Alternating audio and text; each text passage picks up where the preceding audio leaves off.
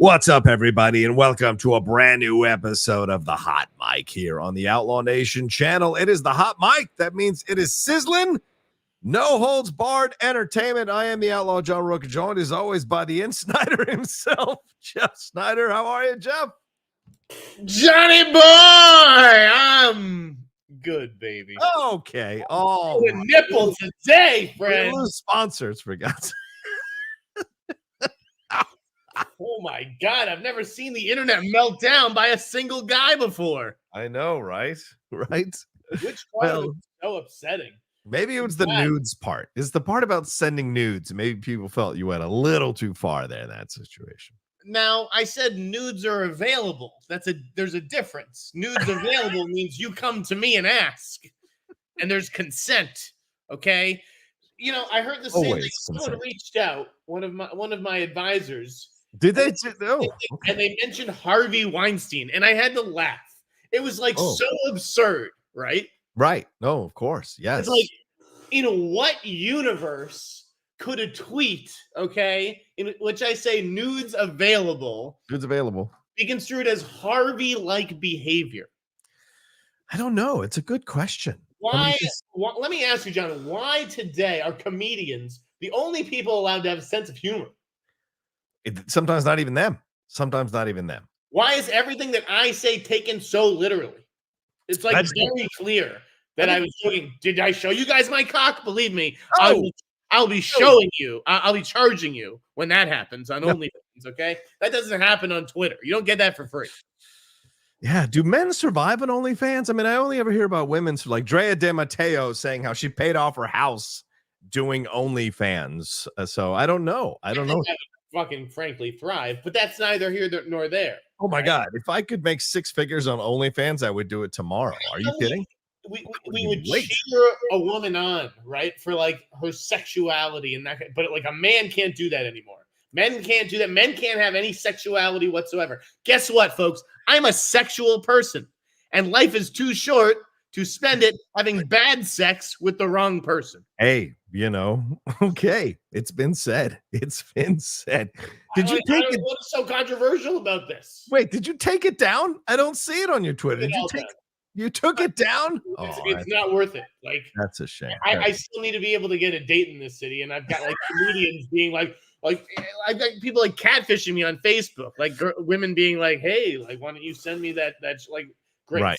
You can fucking put it on your podcast, or like you'll be in trouble. Exactly. Not that I have anything to be ashamed of, believe me, but Jesus Christ. I know you're in fantastic shape. I wish I felt as comfortable taking my shirt off. Unbelievable people out there. It's I'm a single guy. I'm looking for the right woman. I'm looking to settle down with one woman, right? That's the message of that post. And women, supposed feminists, are like, oh, look at this fucking asshole. Look at this guy trying to be a good boyfriend to one woman. Oh my. Jesus Christ. Like fucking shit. People are horrible these days. And like to everyone, like there were multiple people who apparently sent it to Sneider's advisor. Yeah. Like, fuck you. Like, what is wrong with you? First of all, I'm not accountable to anybody. I don't have a boss. There's nobody advertising right now anyways. There's nothing to like, what the fuck are you thinking? Yeah. There's a bunch of narcs out there who watch my every move like hawks, but don't speak up when it fucking matters. So, like, honestly, don't reach out. They can go fuck themselves. Should see how many fucking people I blocked today. You blocked a lot of people? Oh, that's a shame. Can you believe it? Oh, no. I mean, it's just something so innocent. Like, you weren't showing any nip. It's just the top of your shoulders. The beach. This is now like Sneider's half naked. What an assault on my eyeballs. I saw the dude with fucking bare chest today because of it. So fuck all of you. Well, I've seen people on Instagram in our space. I've seen people on Instagram and Twitter post full body, half naked shots when they're talking about how much weight they've lost. What's the difference? What's the difference? It's also weight loss. Okay, how many women do I see posting all kinds of thirst traps? Men aren't allowed to do that. I'm not allowed to look attractive to try to attract a mate. If that's a leg up that I feel that I have, I can't leverage my audience. It has to be movie facts all the fucking time. Go fuck yourselves. I don't fucking give control of my Twitter feed to any of you guys. It's my fucking thing. If you don't like it, don't look. Bethany. It's very true. Whoa. All right, too far. Let's pull it back. Anyway, that was like, that's not like a euphemism. That's not Okay, all right. Let's not with Stephanie. No. Hey man, we all gotta put out our feelers. However, we gotta put out our feelers, so let it be there.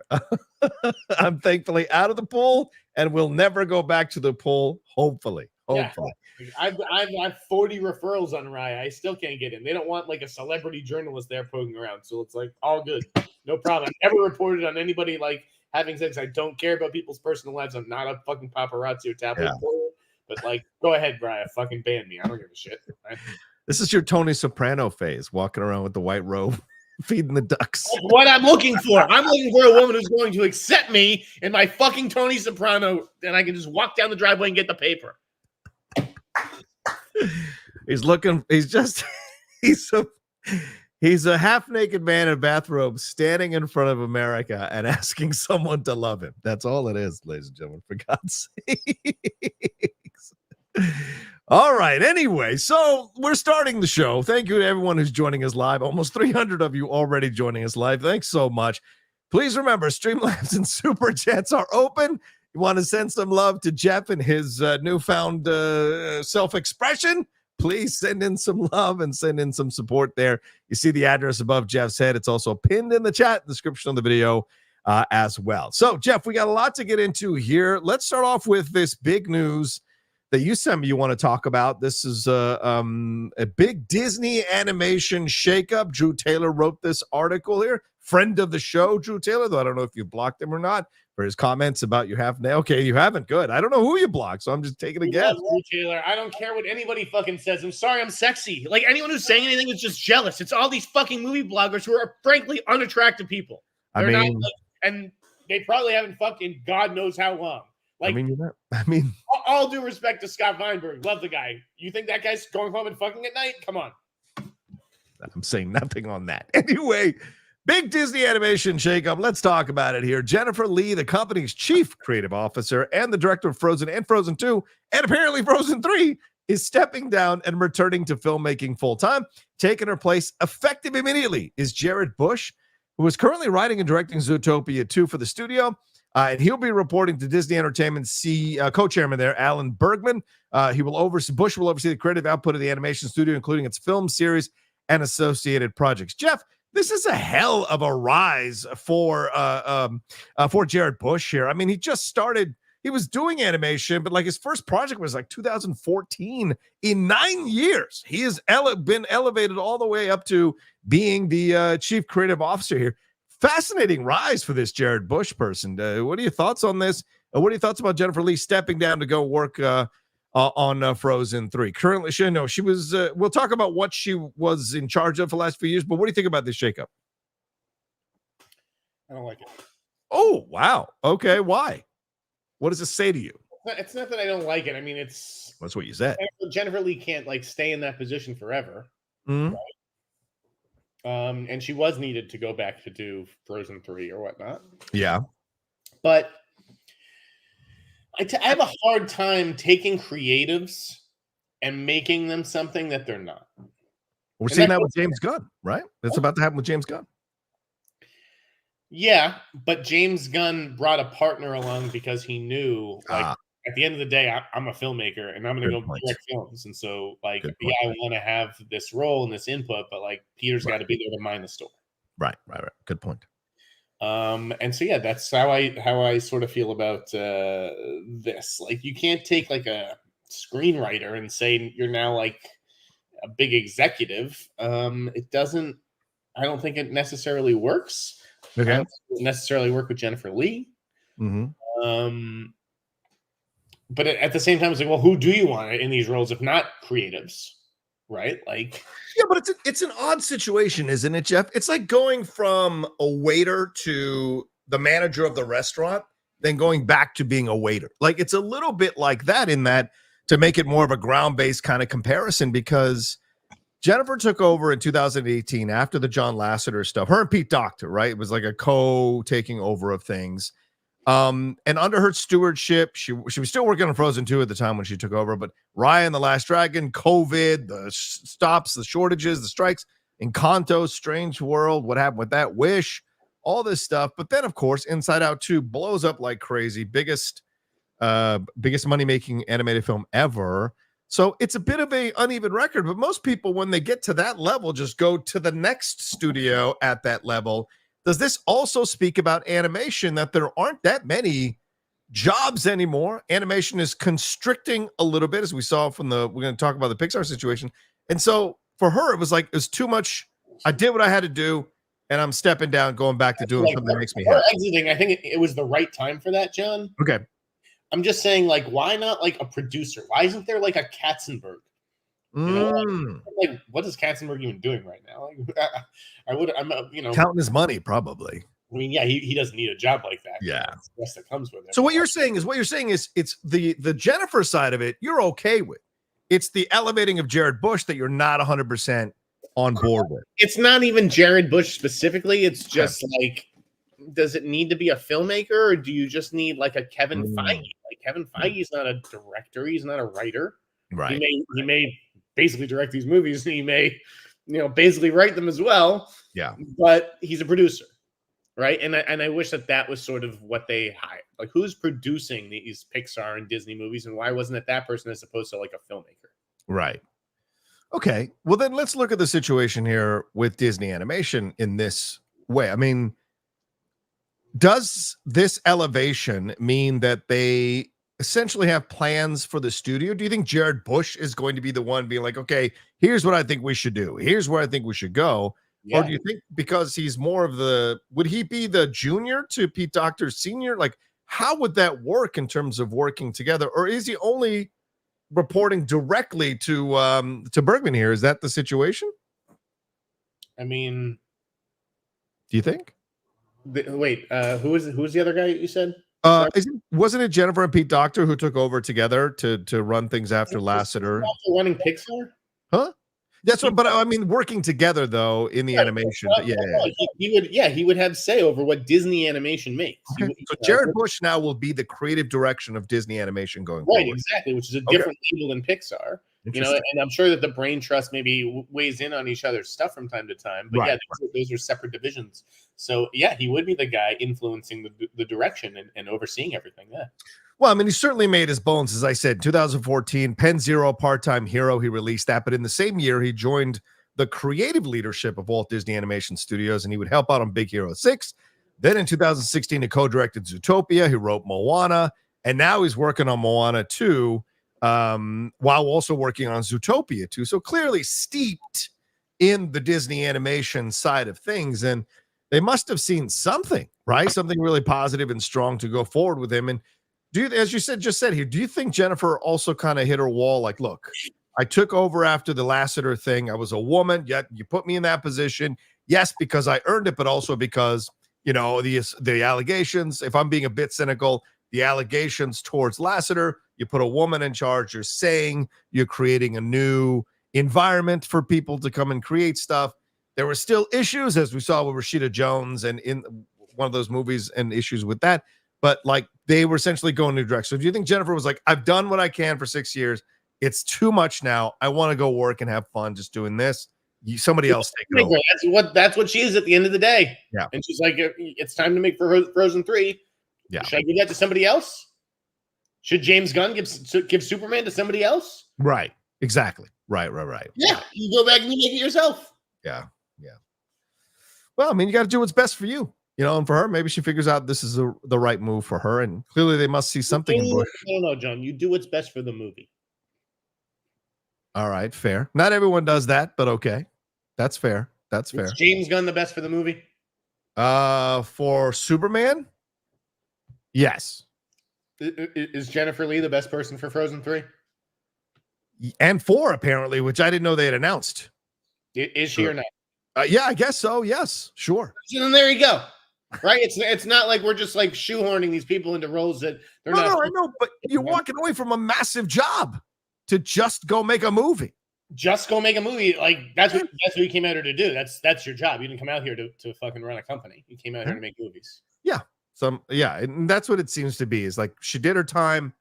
It was a bit uneven, her time. She did her best, and now she wants to go do something she loves to do. And if she takes the hits on that, fine. because it's actually something she really loves to do, it seems like. So that may be more palatable.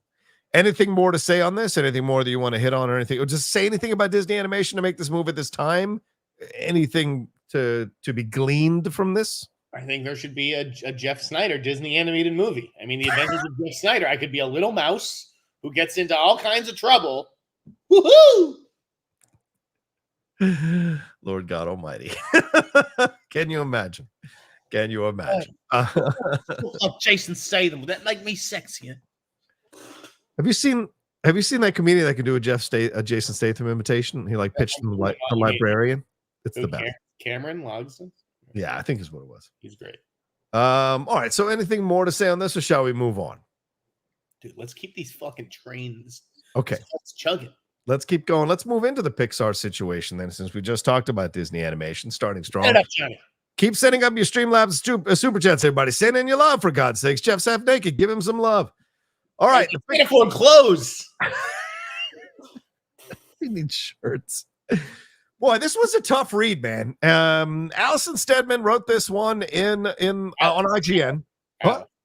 Sorry? Alex Steadman. Oh, sorry, Alex Steadman. Oh my God, I'm sorry. I'm thinking of Allison Luhrman. I got my head all mixed up. Sorry about that.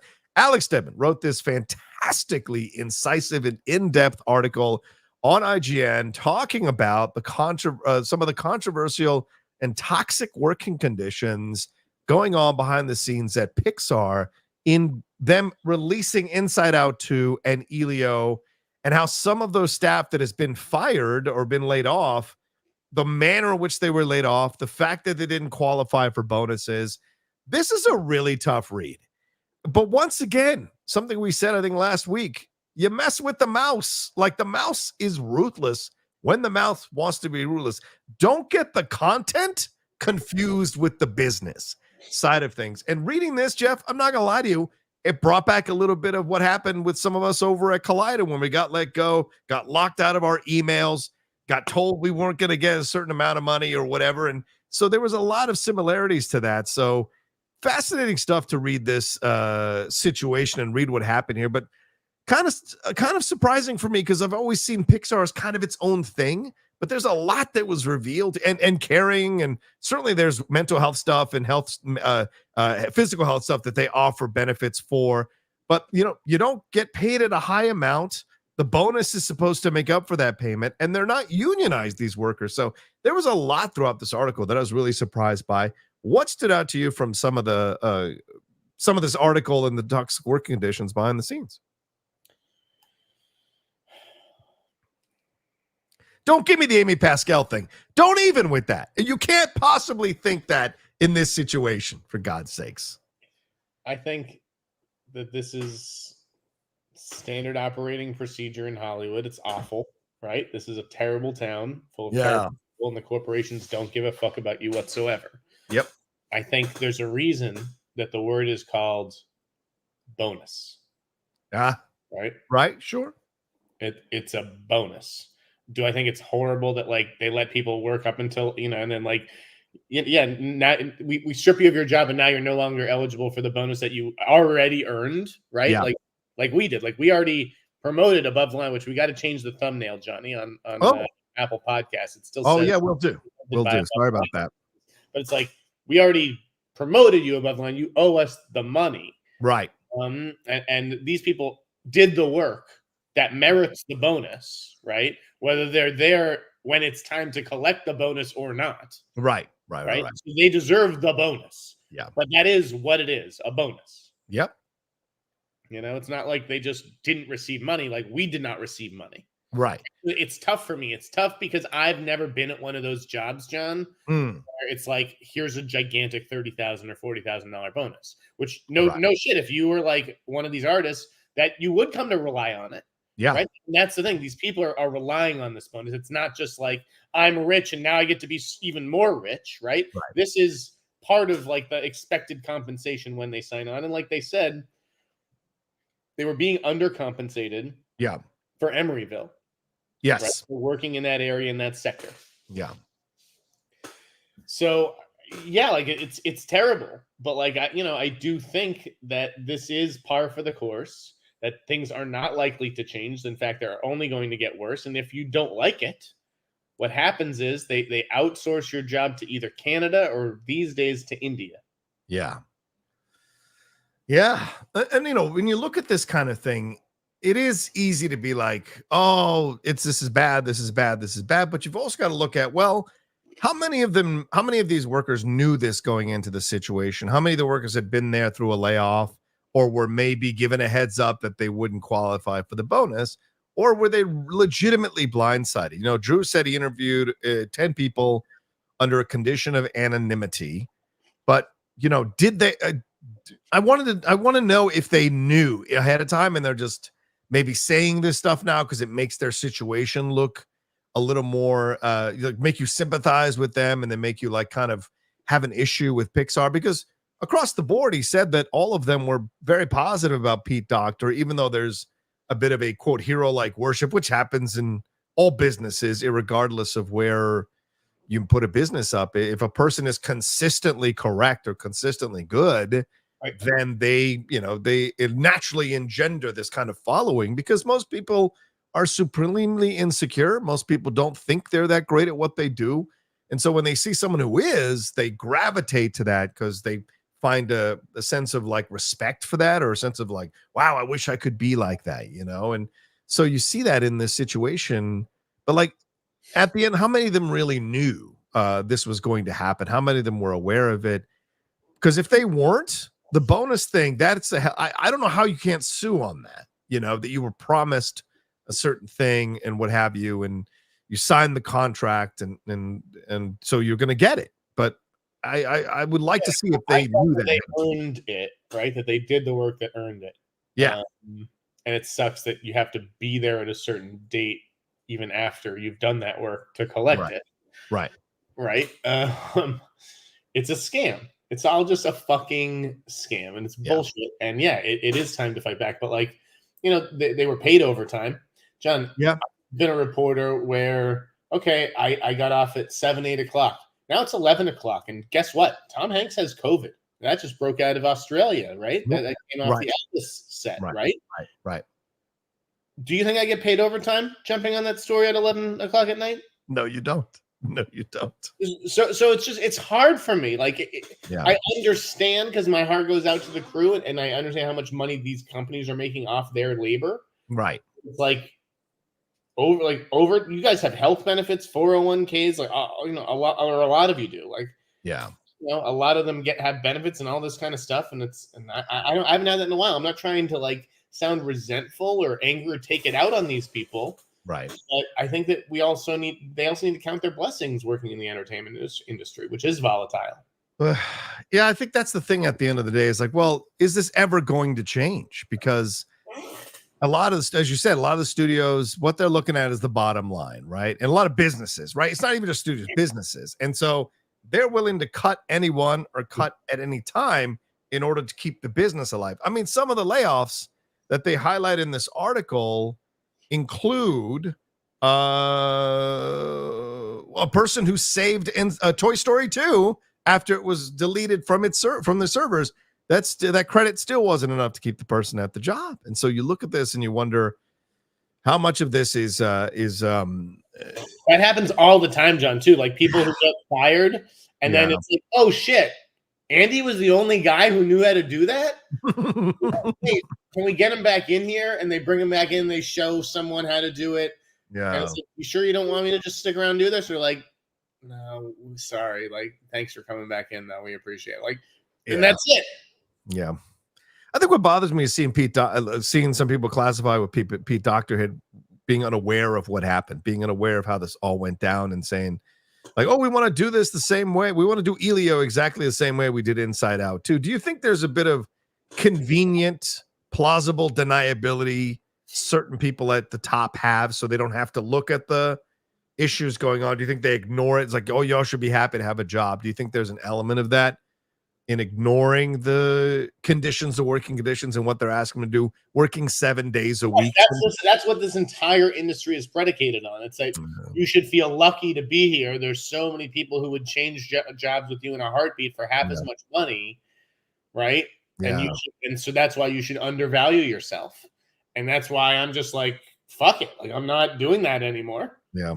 I'm now 40. I've learned the folly of that. Yeah.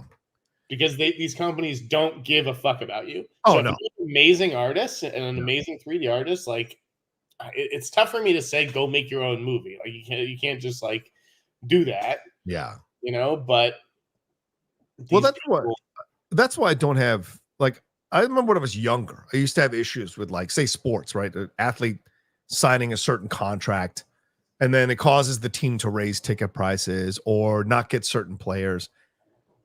Now, over the last few years, I realized, man, get your bag when you can, because these companies do not give a fuck about you. And even the fan base, the second you start dropping balls or not scoring touchdowns or goals or baseball or home runs, whatever it is, the fan base will turn on you and want you to leave and get traded or get fired from your job. So get your bag, whatever industry you're in, however you can. When you think of a player in the NFL, John, just one who happens to come to mind, who really did give up maybe a good chunk of money during his career in order to better his team. Probably Brady. Brady is the one I'm getting at. Yeah. And because Tom Brady was the rare individual who valued winning over money. Now, granted, he had a supermodel wife who was worth millions of dollars, and he was going to get extra, even more millions from all the endorsements that he does. And whatnot. Yes. But at the end of the day, he gave up money that he easily could have asked for from the Patriots because he valued winning. And that's a rare thing. And that's why he was a special player. And in this world, there should be more people like Brady. I hate to say it. Yeah. Maybe be able to balance things a little bit better. But yeah, perfect player, a perfect person. Yeah, but in that sense, I think that it'd be nice to see people be more selfless, whether that's actors with the crew, right? Whether that's Matt Damon and Ben Affleck starting that production company that, like, pays the crew a fair wage and that kind of thing. Like that's why isn't every company doing that? Yeah. Oh, yeah. Tim Duncan did that in the NBA. You're right, Michael Gonzalez. Tim did do that. Tim didn't care taking less if they could afford other players. What's the closest thing they've had to a dynasty in the NBA? Yeah, exactly. Yeah. 100%. What I'm saying. Yeah. When you mentioned Ben and Matt, is that new trailer earlier this week with Cillian Murphy? Is that one of their first ones? The Irish one? No idea if that's something that they started in manufacturing and all that kind of stuff, or they just like threw their names on it after. I'm not sure. But I did see their names on there. Yeah, I was so surprised that thing got over 1 million views. A little small Irish film with Cillian Murphy. That was surprising to me. There's the Damon Affleck. I can see how they may have like been the people they reach out to as like, hey, do you guys want to EP this or whatever? Yeah. So it looks good. I want to see it. Looks rough for sure. All right. I don't really know what it's about from that trailer. It was a kind of yeah, it's based on that book, but it's basically kind of connected to like the Magdalene sisters. Remember the Magdalene sisters, that documentary and that film they made about these young women that were being sexually abused in the church and in Ireland and stuff, and being forced to have like I don't want to say too much about it. Sounds dark. Okay, got it. It's very, very dark is what I would say. And it seems like he's a janitor who sees what happens at this stuff and at the state convent, and then is he going to report it? Because if he does, he'll lose his job, cost his family food. So it's all of that. Looks interesting for sure. Well, dog, sure. Tim Duncan also paid no state taxes in Texas. That's fair. All right. Anything more to say on this PIXAR thing, man, or shall we take a break? No, I thought it was a good piece by Alex Stedman. It was very thorough. It was a little long. As an editor, I might have trimmed it and made it a little bit more concise, but it was very strong. Yeah, it was about a 20-minute read. I rarely see articles that are that long to read, so I really appreciated it. But yes, probably a little bit over long. All right, let's take a quick break, and on the other side, we'll talk some director news here right after this.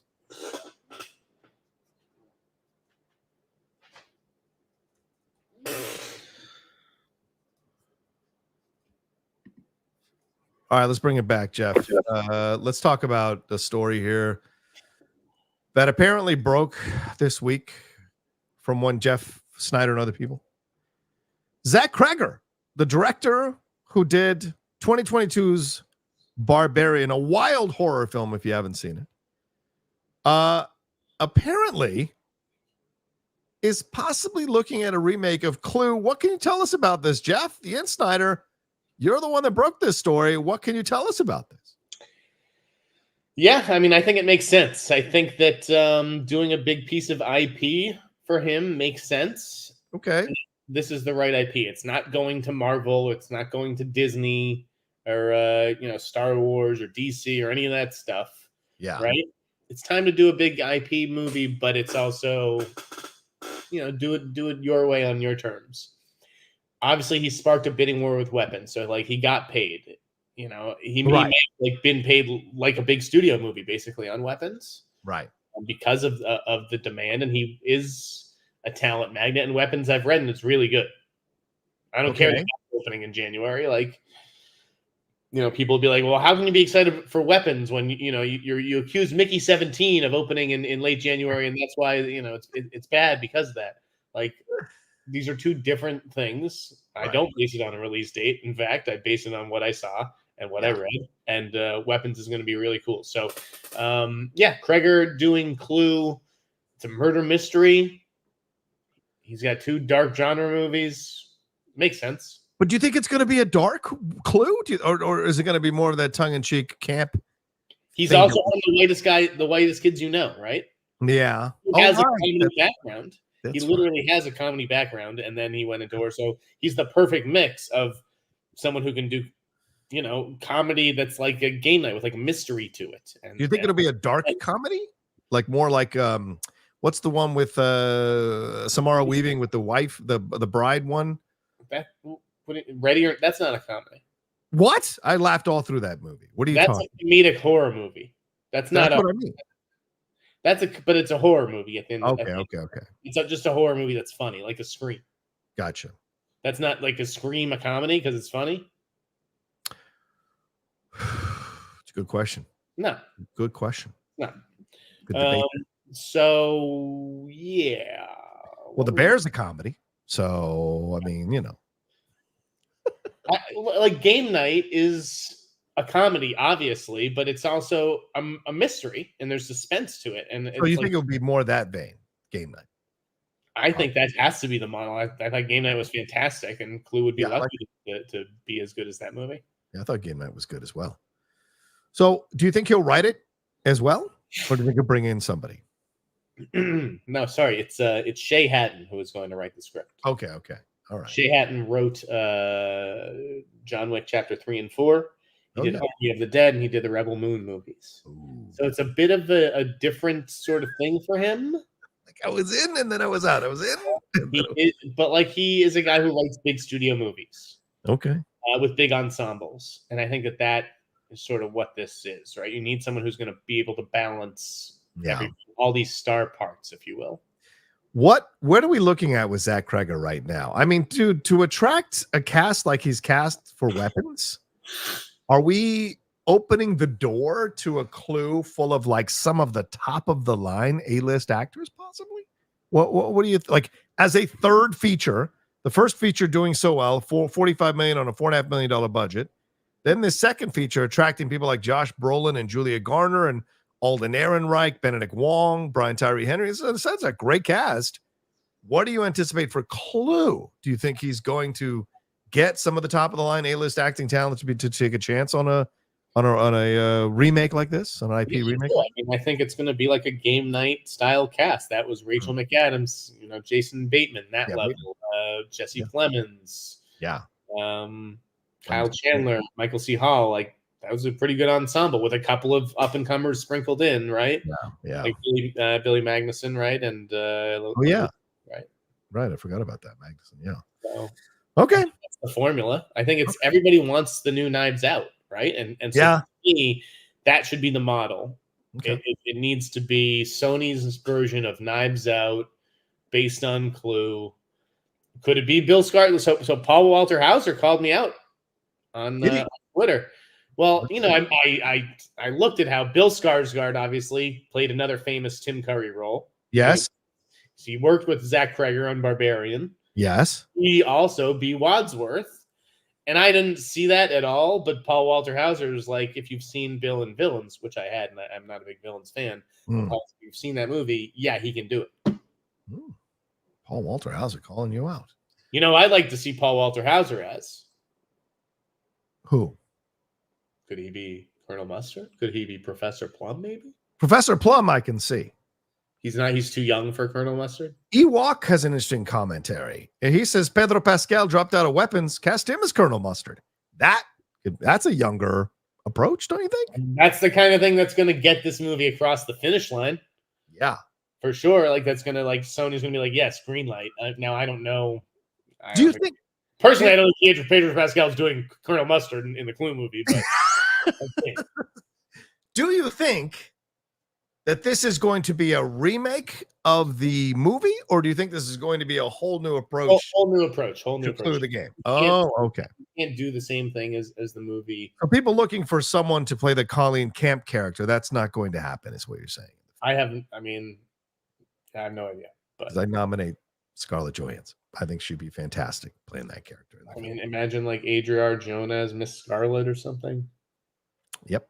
Sure, I'm down with that. I like these ideas. Armas as Miss Scarlet. These are good ideas you're having. These are good ideas that you're having. I like these ideas. Isaac Gonzalez. I like where you're going.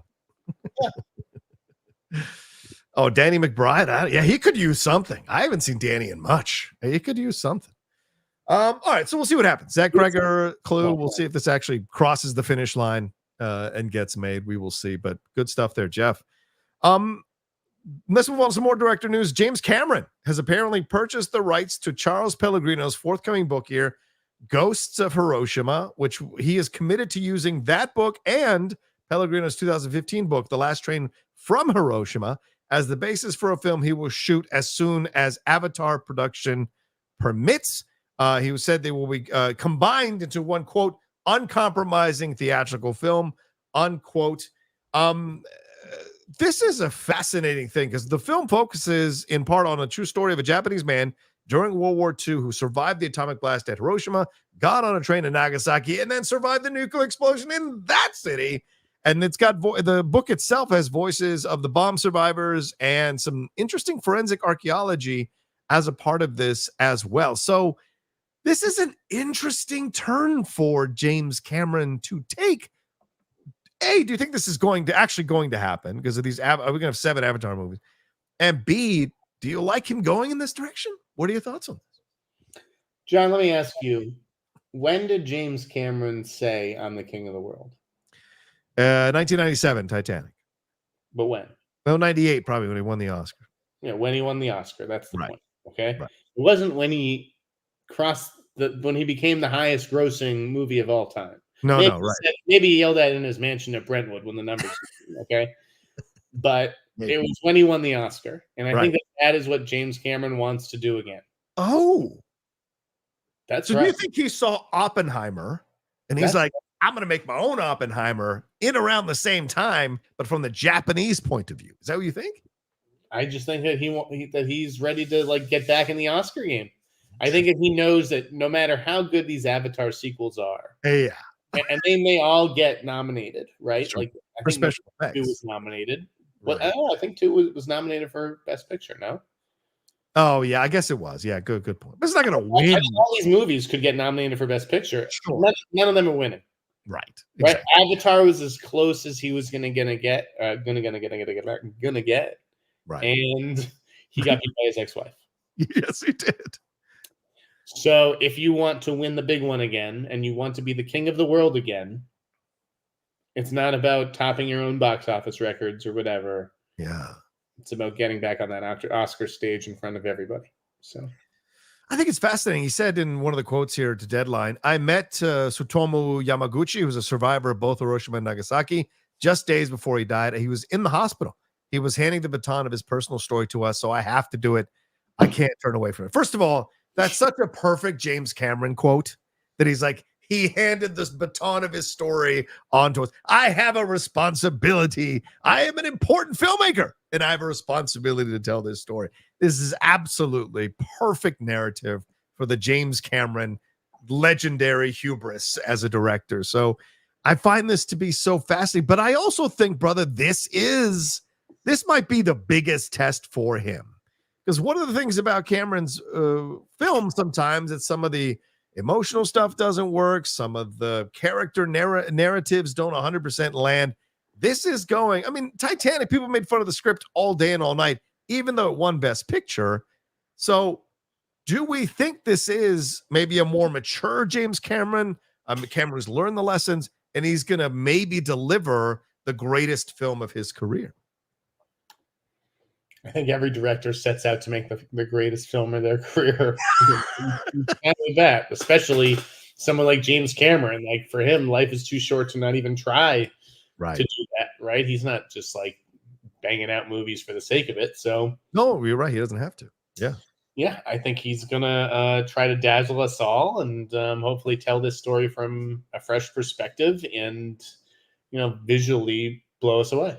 Yeah, I mean, I look forward to it. I hope he nails it, because I know that I hated Flags of Our Fathers. I thought it was a terrible movie, but Letters from Iwo Jima was incredible. So I love seeing the stuff from the Japanese point of view, and so I look forward to seeing what he does with this down the road and who he casts. Yeah, I mean, that's going to be a massive role. That's going to be a career-making role for whoever he casts. All right, so we're on some more director news here, brother. Baz Luhrmann. Seeing enough chest. I worry that people aren't seeing enough chest, so I'm just going to scoot it down just a little. Almighty. Lord God Almighty. All right, anyways, we wanted some more director stuff. Keep sending in your Streamlabs super chats. We will definitely answer them soon, ladies and gentlemen. Please keep sending them in. Baz Luhrmann apparently has Warner Brothers confirmed to Deadline that Luhrmann's next feature film at Warner Brothers will be a Joan of Arc film. It's an epic story about the young French peasant who believed God had sent her to lead an army. She believed she would save her country during the 100 Years' War. We've already seen Luc Besson try this out with Mila Jovovich. We've seen very famous old film, The Passion of Joan of Arc, silent film that was a Criterion Collection version as well. But what are your thoughts on this? Do we need a Joan of Arc? Is this an interesting choice after Elvis? What are your thoughts on this, Jeff? Do we need a Joan of Arc story? Are we itching for a good one? Absolutely not. This is a movie I don't need to see. Wow. Okay. Joan of Arc, like, really? I'm at a loss. I mean, I'm sure that she has a fascinating story. I remember the Luc Besson movie. I'm sure this is a different approach. Which wasn't bad, by the way. It wasn't great. Jovovich is a limited actress. It was good. It wasn't great. That's what I would say. Can I just tell you guys that growing up, okay? Yes. I remember at summer camp there was a porno tape. Oh, boy. And it was labeled Joan of Arc 2, The Messenger. That was the joke. There is no Joan of Arc 2. Well, hey, we got a Gladiator 2. Anything is possible, I guess. Anything is possible. No, I think this is if you get this right, this could be an awesome story. But we just saw with Napoleon, like, if you don't get it right, people ain't gonna come see this film. I mean, I don't know how many people are clamoring for a Joan of Arc movie. Elvis makes all the sense in the world, but Joan of Arc, you're going even further back in history. And and it would have to be a very religious film as well, Jeff, right? It would have to have a very strong religious overtones through the movie. So I know we saw that with Passion of the Christ, with what Gibson did, which of course the sequel starts shooting apparently next year. And sometimes that can work. Sometimes that can work in your favor. It's just, those aren't the kinds of movies that like interest me. So I mean, who's going to play Joan of Arc? Like Florence Pugh? Well, no, she's supposed to be 14. You can't get 14. Yeah. So it doesn't even matter who we fantasy cast. Right.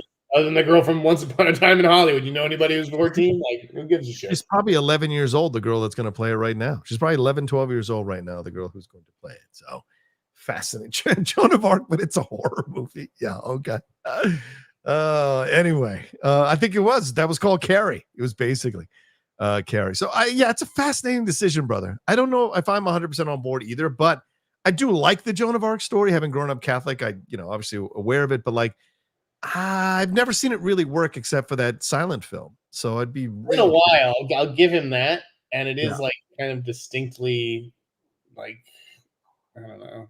It feels like I could see it from him. Right. It feels distinctly Baz, but what do we expect from him? Do we want him to go make like his own like race car movie? Like, no. Yeah, no, please. We saw Ferrari already. Enough of those. We'll see what F1 does, but enough of those, for God's sakes. Okay, so that's all the directing stuff. Let's move on to some trailers here, Jeff. We had some trailers come out this week. Let's talk about Mickey 17, a film you said that you saw footage of at CinemaCon and weren't 100% on board. I saw the trailer and absolutely loved it. The song, by the way, is by Dean Martin, not Frank Sinatra. So your thoughts on this trailer? Is this lying to me? This trailer, is this lying to us? Or is this the best of the movie? What's the deal here? Man, that's not Sinatra. That's Dino. Jesus. What's wrong with you? You're telling me Sinatra doesn't do a version of Ain't That a Kick in the Head? He doesn't touch his boy's music. He doesn't do that. That's an embarrassing gaffe. Except for Old Man River, which I don't know why he sang that song. But anyway, I'll have to delete that tweet now too. Jesus. I almost corrected you, but I didn't want to embarrass you. I should have just texted you. Yes, you should have. Because someone tagged me on it. Friend tells them when they've mixed up Sinatra and Dean Martin. Jesus Christ. I did my good friend deed last week. It was only so many I can do, for God's sakes. If you were to do it right now, Kaylee Spaney would be perfect. If you were to do it right fucking now. But I don't know. Anyway, go ahead. People, listen, I heard plenty of people. Listen, guys, I'm sorry. I'm sorry. Mickey 17 looks good. Guys, I'm sorry. That's fine. You can think it looks good. I think it looks terrible. Okay. Even the trailer didn't work for you. No. Oh, wow. Interesting. No. But like everyone also worships. Listen, what is this essentially? A comedy. It's not what it is. Yeah, it's like a black comedy about the future. It's Groundhog Day. Huh? It's Edge of Tomorrow. It's just dying over and over and over in different ways. Now, those movies go only so far with me. I always thought Edge of Tomorrow was overrated by the vast majority of people. Okay. Just like they'll overrate this movie. That's what they do. People love Groundhog Day too. That's a good movie. You don't like Groundhog Day, the Bill Murray film? Not really. Oh my God. I'm watching the same scene play out like 20 times. Oh, so you don't like those kinds of movies. But you liked I'm so fucking old now. I forget things all the time. What's her face running all the time? Famke Potent. What's the film? Run Lola Run. Run Lola Run. You didn't like Run Lola Run either? That's repetitive. That movie. I like Moon, but like yeah. Oh, so you like it when it's more highfalutin, is what you're saying. You snob. You fucking snob. Jesus. All right. Well, I liked it. I thought it looked a lot of fun. If that's the energy of the movie, I'm 100% on board. The thing is, I saw Okja and I hated Okja. And people are like, oh, it's that kind of humor. If it's Okja, I'm not going to like this movie. I'll tell you that right now. I did not like Okja. You know from the trailer that this is definitely him working in Okja mode? Well, because I'm actually laughing during the trailer. I didn't laugh once during Okja. You laughed during the Mickey 17 trailer? That was you?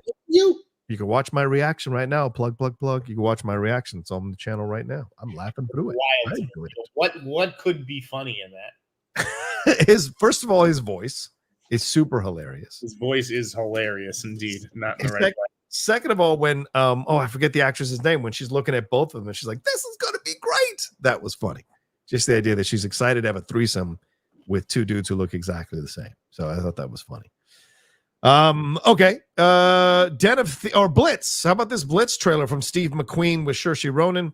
Your thoughts on this? This is an interesting decision by Apple TV. I mean, who's clamoring for a British film about the bombings in World War II? But it does look good. What are your thoughts on this trailer?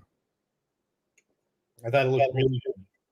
I thought it looked like the kind of movie that could win Best Picture. I think that's a completely serious contender. Wow. Okay. Did you not get that vibe? But it's not even getting is it getting a release? Yeah. A theatrical release? Yes, it is. Okay. Even with Apple TV. Because the Wolves is out right now. Wolves is out right now in certain cities. Blitz is getting one. Okay. All right. Yeah, it's a PG-13 film that takes place during the German bombing campaign against the United Kingdom in 1940. It follows a 9-year-old boy played by Elliot Heffernan trying to get back to his home and to his mother, Saoirse Ronan, while exploring Britain during World War II. And she's looking for him. But this one skipped Telluride, Venice, and Toronto so it could have its premiere at the BFI London Film Festival, which it already did, right? Apparently. So and it'll be released in cinemas on November 1st, and it's going to be streaming on Apple TV first, Apple TV 21 days later. In other words, it didn't want to conform and go on the what? That's the idea that it's going to come out in an Apple TV Plus 21 days later. But that's standard. I know. It's disappointing. It's just fucking disappointing. Why? Like, John, are you serious? Yeah. I like people to go see movies. I'm really disappointed that movie's not going to get a 22nd day in movie theaters. You think it matters? I love seeing movies in theaters. I love movies staying in theaters so people can go see them in theaters. That's you know, my point. What percentage of people, if they're excited to see that movie, are not going to see it in the first 21 days, but on day 21 they heard about it and they're like, great, I'm going to go see it tomorrow, and they go to the theater in day 22, it's not there. It's an older person's movie. They don't rush out like children do to go see the movie on opening night. They wait to go see a movie. Older people do. And this is a film set in 1940, bruh. So older people are going to come around to a movie like this. This is the same thing as when, like, you know, one of these comedians I listen to, right? He makes a joke about how these comedians who can barely afford rent will be like, dude, you see what happened with Dave Chappelle last night, man? Dave Chappelle, I feel terrible for him. He's going to get canceled. He's going to lose everything. It's like, you know what? Dave Chappelle's going to be fine. Don't worry about Dave Chappelle. Dave Chappelle makes $25 million a special. He's going to be fine. You don't need to worry about Dave Chappelle. Don't worry about fucking Steve McQueen and Blitz. Like, these people are going to be just fine. Okay. All right. Fair point. Oh, no, I'm not worried about Steve McQueen. I'm saying to enjoy the film, and because it's obviously going to have a theatrical approach to it in terms of the scope of the bombings and all that. And if they can't make it in 3 weeks, then after that, they can get an Apple subscription. That's the whole point. All right. Now, there's a rumor going around. I'm going to toss some stuff out at you that I didn't put on the rundown. So let's see what you think about this stuff. There's a rumor going around. I'm getting this from over here, World of Real, about Damien Chazelle and that he supposedly met with James Bond producers. Do you buy this? Do you think this is going to happen? Would you be excited if Damien Chazelle would be the one who takes over the next Bond? By the way, we have Whiplash out in theaters, I think this week or next week, as a celebration of a 10-year anniversary of that movie. So glad, Whiplash. I love it. What were we talking about? Damien Chazelle as the next Bond. Damien Chazelle. Yeah. I got sent the same rumor the same day as Jordan. Oh, okay. Right? And the thing is that while I take the day to ask about it, right? Yeah. And then publish the story at night in the newsletter. Yes. Jordan just publishes it that day. Right. So I never was able to confirm a meeting. Oh, okay. Okay. It is a rumor. It wouldn't surprise me if it was true. I do think that Damien probably needs to do a big studio assignment. That seems like it has to be a job that he takes. Yeah. Not as many people want that, rather than like Bond, which I think a lot of people want. So I think that he would be good, and I actually could see him getting the gig, but I don't think it ultimately will be. I think there's enough people who are like on the upswing. Yeah. And it's not like that he's horribly tainted or anything, but like, God, I hope not. I think he needs to like prove himself with something blockbustery before he can just go do a Bond movie. But is it proving yourself to make money, or is it proving yourself to direct an incredible film? Because whatever your issues may be, and I have a couple issues with Babylon. I hated that ending. But the directing in the film was phenomenal. Phenomenal. Chazelle is a stand up and applaud film director. So if you give him Bond, he's going to step up to the plate. Sam Mendes stepped up to the plate. I think Chazelle could step up to the plate. Could be really interesting. Those tense moments in Whiplash, there are just as many strong, tense, insane moments.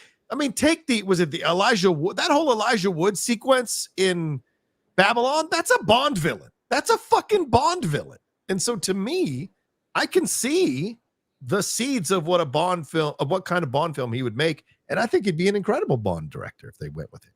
He's never filmed a shootout. Sam Mendes filmed Road to Perdition, which is one of the great shootouts in movie history. Which one? The one with him and Jude Law, or the one with him and Paul Newman? The one with Paul Newman in the rain. Yeah, the one where they removed all the sound and it's just the rain? Yes. Fine. That's one of the most beautiful fucking shootouts in movie history. Directed by Sam Mendes. Okay. And like Damien hasn't even done that. I don't think he's had a firearm on the set or something. Maybe there was a gun in Babylon. I forget. But yeah, I don't see it. I don't think he's ready for that. I think he needs to do a stepping stone movie before he does Bond.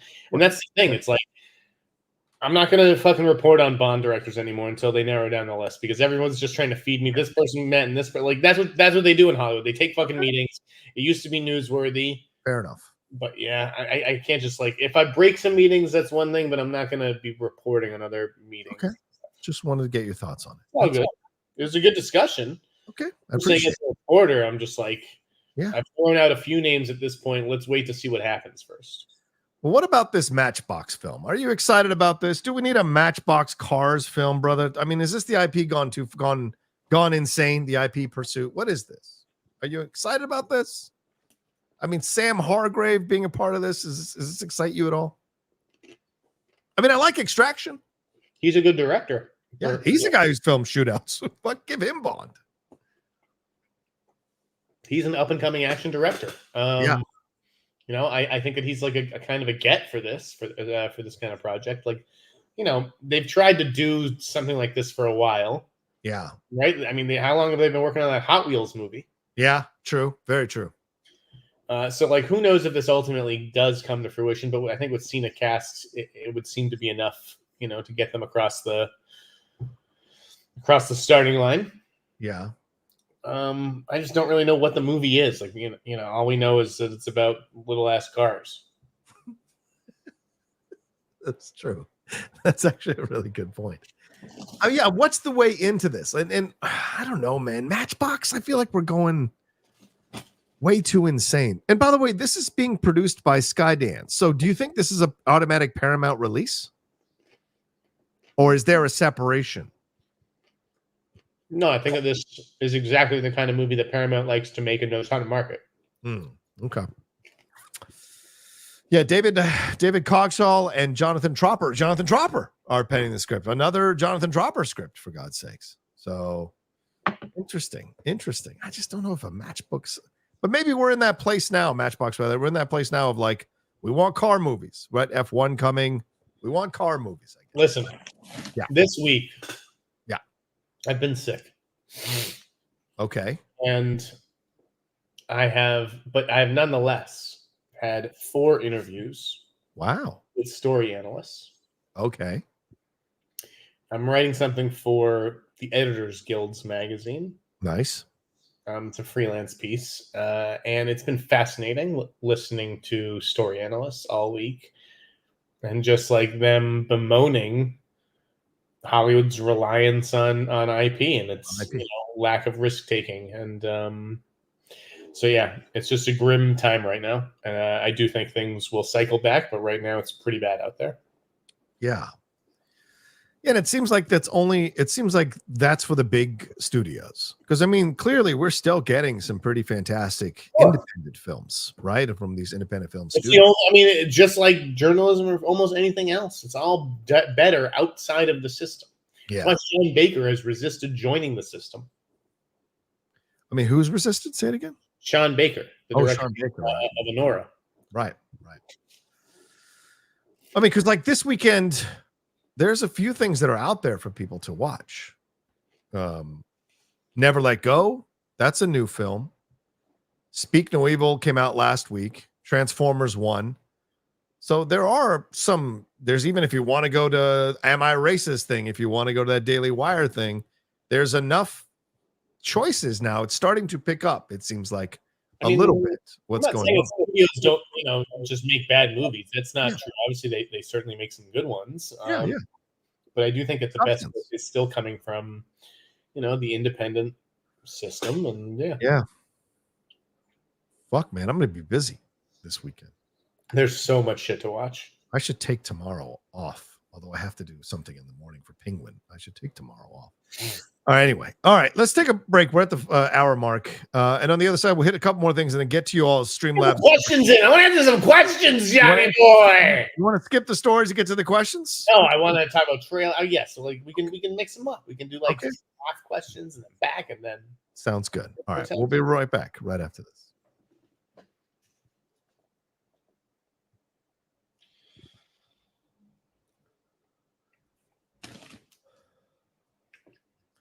All right, let's hit some more trailers here, buddy. What did you think of the trailer for Den of Thieves 2 Pantera? I think Robert Pattinson should have taken a supporting role in that movie. No, I was a little disappointed, John. What? Why? They team up? Well, do they? Like, but do they? Do they? I mean, I don't know. Oh, you think he's double crossing the yes. Of course. Of course, I think that. Yeah, like I just get by. I'm like, he's gonna be part of the crew now. Like, this doesn't feel right. He's got to chase this guy to the end of the earth. Exactly. Seemed a little too easy. Well, I mean, I think this whole thing is a setup to fool him into thinking that he's been kicked off the police force. He's not a part of this thing. And if they end this thing correctly, he'll get away with it again. If they end this thing correctly, he gets away again, which I think would be fantastic. That's a fucking Den of Thieves 3. Metallica. It's a trilogy. Metallica, yes. Metallica. But this guy, Christian Endecker, has not done a film since Den of Thieves. So he hasn't directed a film since then. So this is a fascinating thing to wait 6 years to direct your next film, and it's the sequel to the film you did 6 years ago. So imagine spending 6 years and everyone's like, so what are you working on? You're like, fucking Den of Thieves 2. Okay, what are you calling it? Pantera. All right. How about Pantera? Why Pantera? Fucking, I don't know. Listen to a lot of Pantera lately. I mean, literally, like, according to IMDb, he hasn't written or directed anything. Would you? When you made a masterpiece like Den of Thieves, would you? I mean, he EP'd Plane. He EP'd Plane, so he's clearly in the Gerard Butler phase of era, shall we say era. He's in the Gerard Butler era right now in his life because he did London. He wrote London Has Fallen. And look, I love Gerard Butler. I mean, one of my bucket list interviews is Gerard Butler for an hour, for God's sakes. I love Rogan's like, I love Gerard Butler. Some of my best friends are Gerard Butler. I dated Gerard Butler's sister. Go. But no, I mean, I like him and I like his stuff that he does. It doesn't always work, like, but I do like him, so I'm down with this. I like the trailer. I thought it was badass. It definitely feels like a John Wick type movie now with the expansive nature of it all. I mean, going to Europe and having this kind of thing. But I think what really made me excited about the movie, no one that I saw who's playing characters in the lesser roles or the ensemble looked like they're cheesy cast out of some stock bad guy character, terrible European casting agency. They look like they fit in this world believably. And I like films that go that extra mile to not make it feel like it's something you could pick up off a DVD shelf at the fucking video store. This looks like they've really put some time in. So, yeah, maybe Christian was living off the Den of Thieves money. Is like, okay, I got to make another one. So I hope it's good. I love these kinds of movies. I'm in. Yeah, me too. All right, let's see what else we got. Oh, Emmys. Any thoughts on the Emmys, brother? I mean, Shogun cleaned up. Go ahead. Anna Kendrick's Woman of the Hour. Oh, yes. Right. I'm sorry. It was a second trailer. But yeah, I forgot. Go ahead.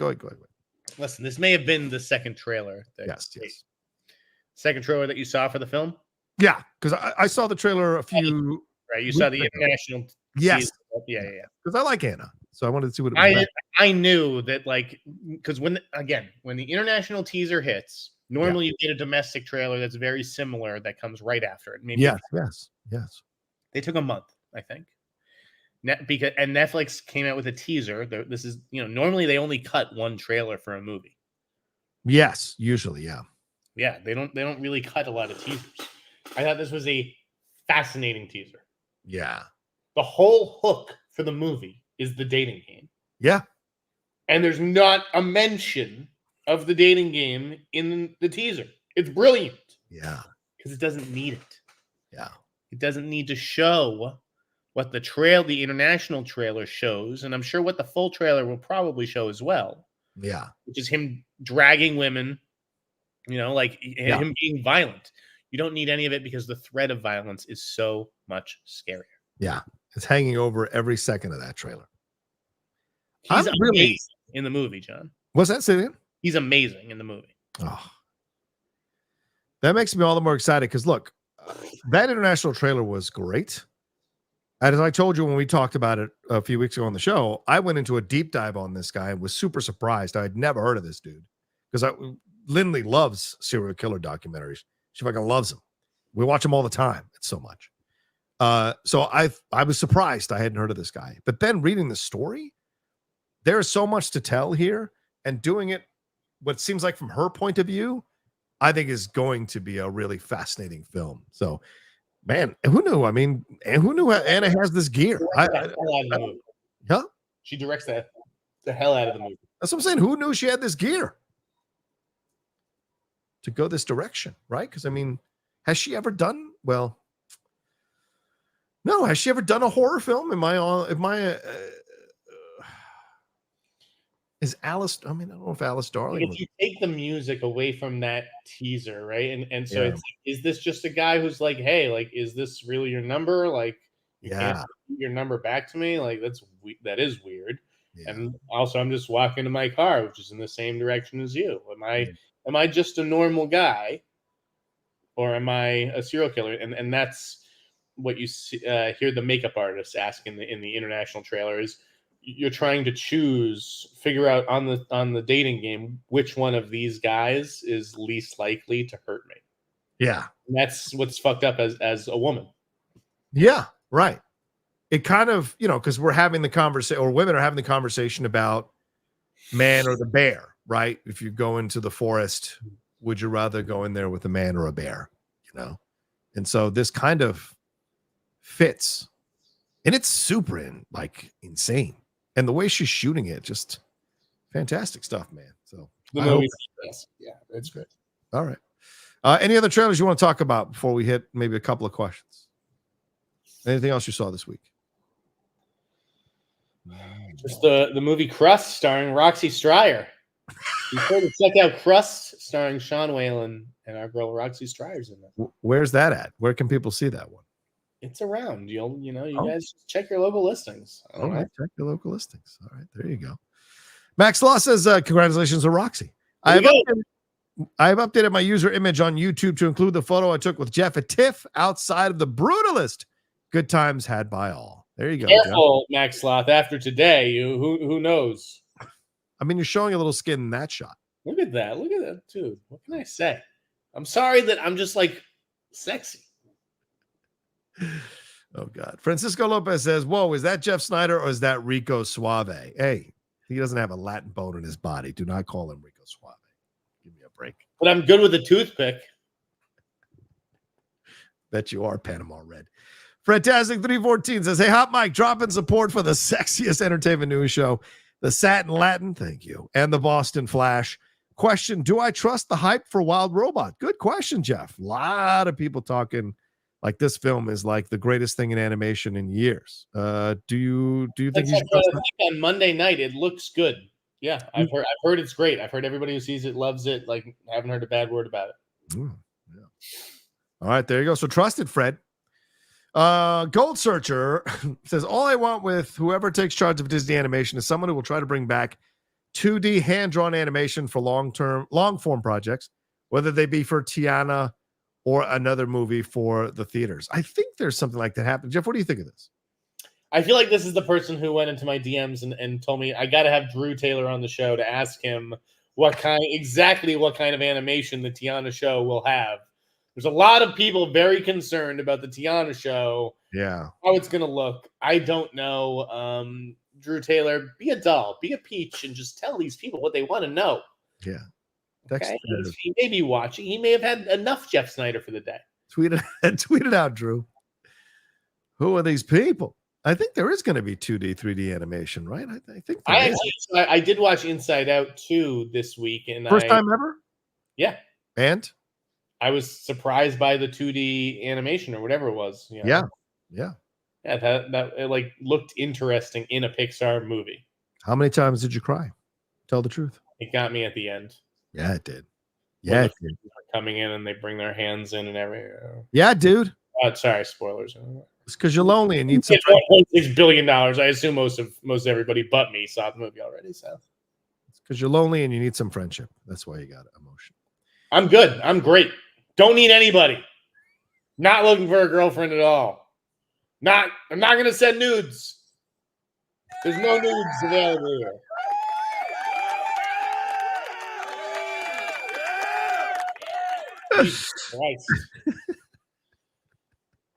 All right. So according to the article that Drew wrote, Tiana is based on the character from Princess of the Frog, which is rumored to be done in an art style that combines 2D and 3D animation, different from both the traditional animation of the feature and the purely 3D animation of the recently opened Tiana's Bayou Adventure. So that's what Drew says in his article. I knew he said something about that. Max Sloth says, also a tip, I sat next to a group of Lionsgate employees who were anxious about Megalopolis being successful financially. And they should be. Any predictions on its opening weekend box office? Yeah, 10 million tops. What are your thoughts? By the way, I'm going to be giving away tickets to Megalopolis tomorrow. Adam Tickets has reached out to me and asked me to do a giveaway. So I will be doing a giveaway tomorrow. So look for my post on Instagram. Basically going to ask you what's your favorite Francis Ford Coppola movie or scene, and then you can send it to me, and I will send you tickets if you win. So that's what I'll say. So Jeff, what's your predictions for its opening weekend? Break it down. 4 million? Wow. 4 million. Is that domestically or worldwide? Domestic. All right. I say 10. 4. Goodness gracious. 4. You want to do under over? Sure. $20 on 7.5. I take the under. Oh, you want to bet money? Okay, $20. Yes, I want to bet money. So over degenerate, guys. I will send nude photos of myself to strangers on the internet. So you're saying I would bet you $20 it would make over 7.5 domestically? Yeah. All right, I'll take it. You gonna take that? Yeah, I'll take it. I think it will make 10 or 11. Are you comfortable with it? Yeah, 7.5 I think is fair. Okay, then that's it.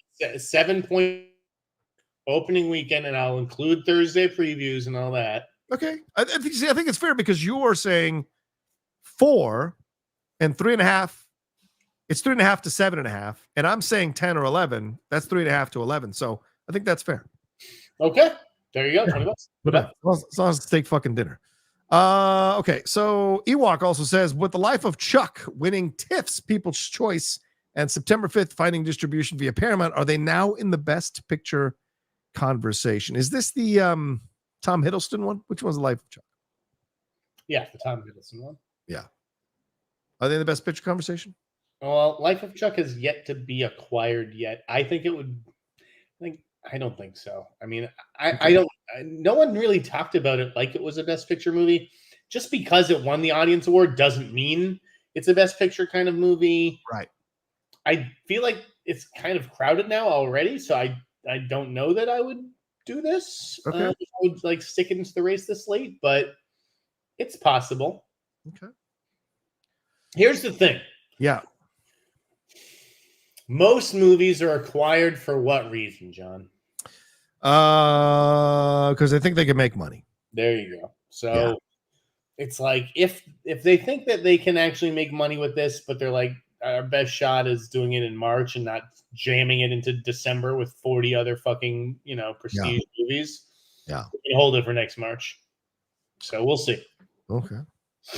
Depends who buys it. Well, I could say this right now. Your boy Jordan over at World of Real, he says, according to the stats he's looking at, and that's Flat Lannister of Box Office Theory, the end result is that Megalopolis is looking at a $3 million opening weekend total. $3 million. Oof. All right. I may have taken a sucker's bet. We will see. We will see. You may have suckered me into that, Jeff. Good job. Good job by you for a friend. Good job by you. Samo says thoughts on this year's Emmy winners. I was trying to ask Jeff's thoughts. I've warned you on your terrible box office predictions. We're $10 million for Megalopolis. You know what? What did Trap open to? Like $11 million or something? Like, I believe in the human spirit. God forbid. I believe in the human spirit. Go ahead. Thoughts on this year's Emmy winners? I really just didn't care that much about the Emmys because I don't watch Shogun. I don't watch The Bear. I don't watch Abbott Elementary. I don't watch this stuff. I didn't even finish Ripley. Ripley was alive. I was happy for individual people. I was happy for Jodie Foster. Yes, for True Detective. Yes. I was actually very happy for Lamorne Morris. Yes, very happy. It was great on Fargo. Didn't watch Sympathizer. Okay. I couldn't get through it. So I was happy for them, and I was happy for Baby Reindeer because that Baby Reindeer really was terrific.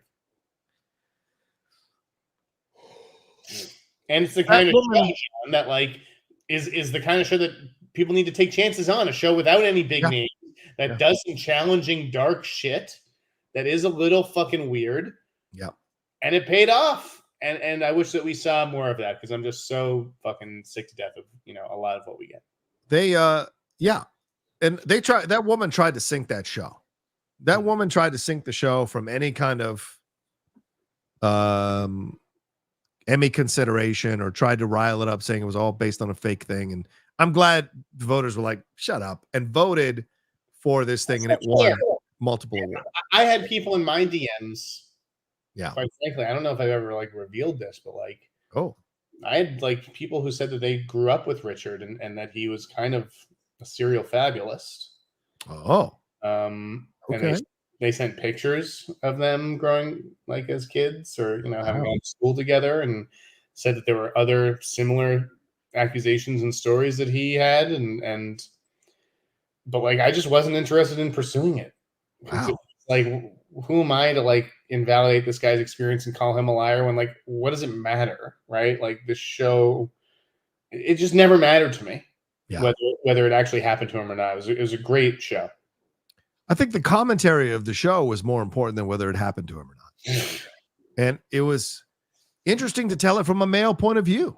Do you know what I'm saying? Because I think there were men who were watching it who maybe went, oh, fuck, is that what women go through? There are probably some men who watched it and were like, oh, shit, maybe now I get it, Mr. G movie reviews. Good question. All right. He's not paying, but all right. Is Freaky Tales never coming out? But it caught my eye because it's an interesting conversation. Fine. I don't know when the hell we're going to see that movie. I don't know if they're holding it till close to the release of Fantastic Four, right? And you put it out right before and sort of draft on the publicity that he's enjoying from Disney and Marvel, or if you put it out right after. But, it's like, when's it coming out, Fantastic Four? Late July? 25th, I think. July 25th. Freaky Tales is an August, September release. I don't know, but I can't wait to see that movie. It's Bowden and Fleck's new movie with Pedro. Okay. Did you see the trailer for Mr. Cooper or whatever it was this week? That Hulu. You know what? That's what I fucked up, John. I didn't do my homework. You put that on the list. Yeah. I made a note to watch it before the show, and I forgot. It's good. I just heard about it today. It sounded insane. It looks so fucking good. I'm gonna look as soon as we're done. I mean, to tell it from the black point of view of having like a black Mr. Rogers be the one killing these kids, it's genius. Fucking genius.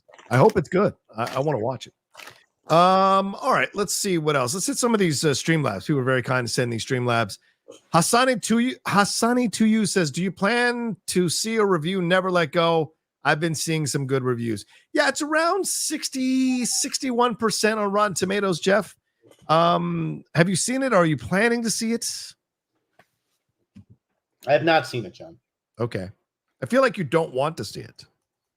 I'm not really that interested. I mean, it did get one rave review, but I just didn't buy it. Yeah, I have an idea of, I think, what's going on here. It's not that, I think it looks bad. Actually, I think it looks okay. And she's a good actress. He's a good director. Yeah. I got other stuff to do. Okay. Yeah, it's at 64% right now on Rotten Tomatoes. I'm kind of on the fence because I still haven't even seen Speak No Evil, which I've been trying to talk myself into go seeing. That was good. I got sort of dragged to that because I was like, this is going to be on Peacock in like 17 days.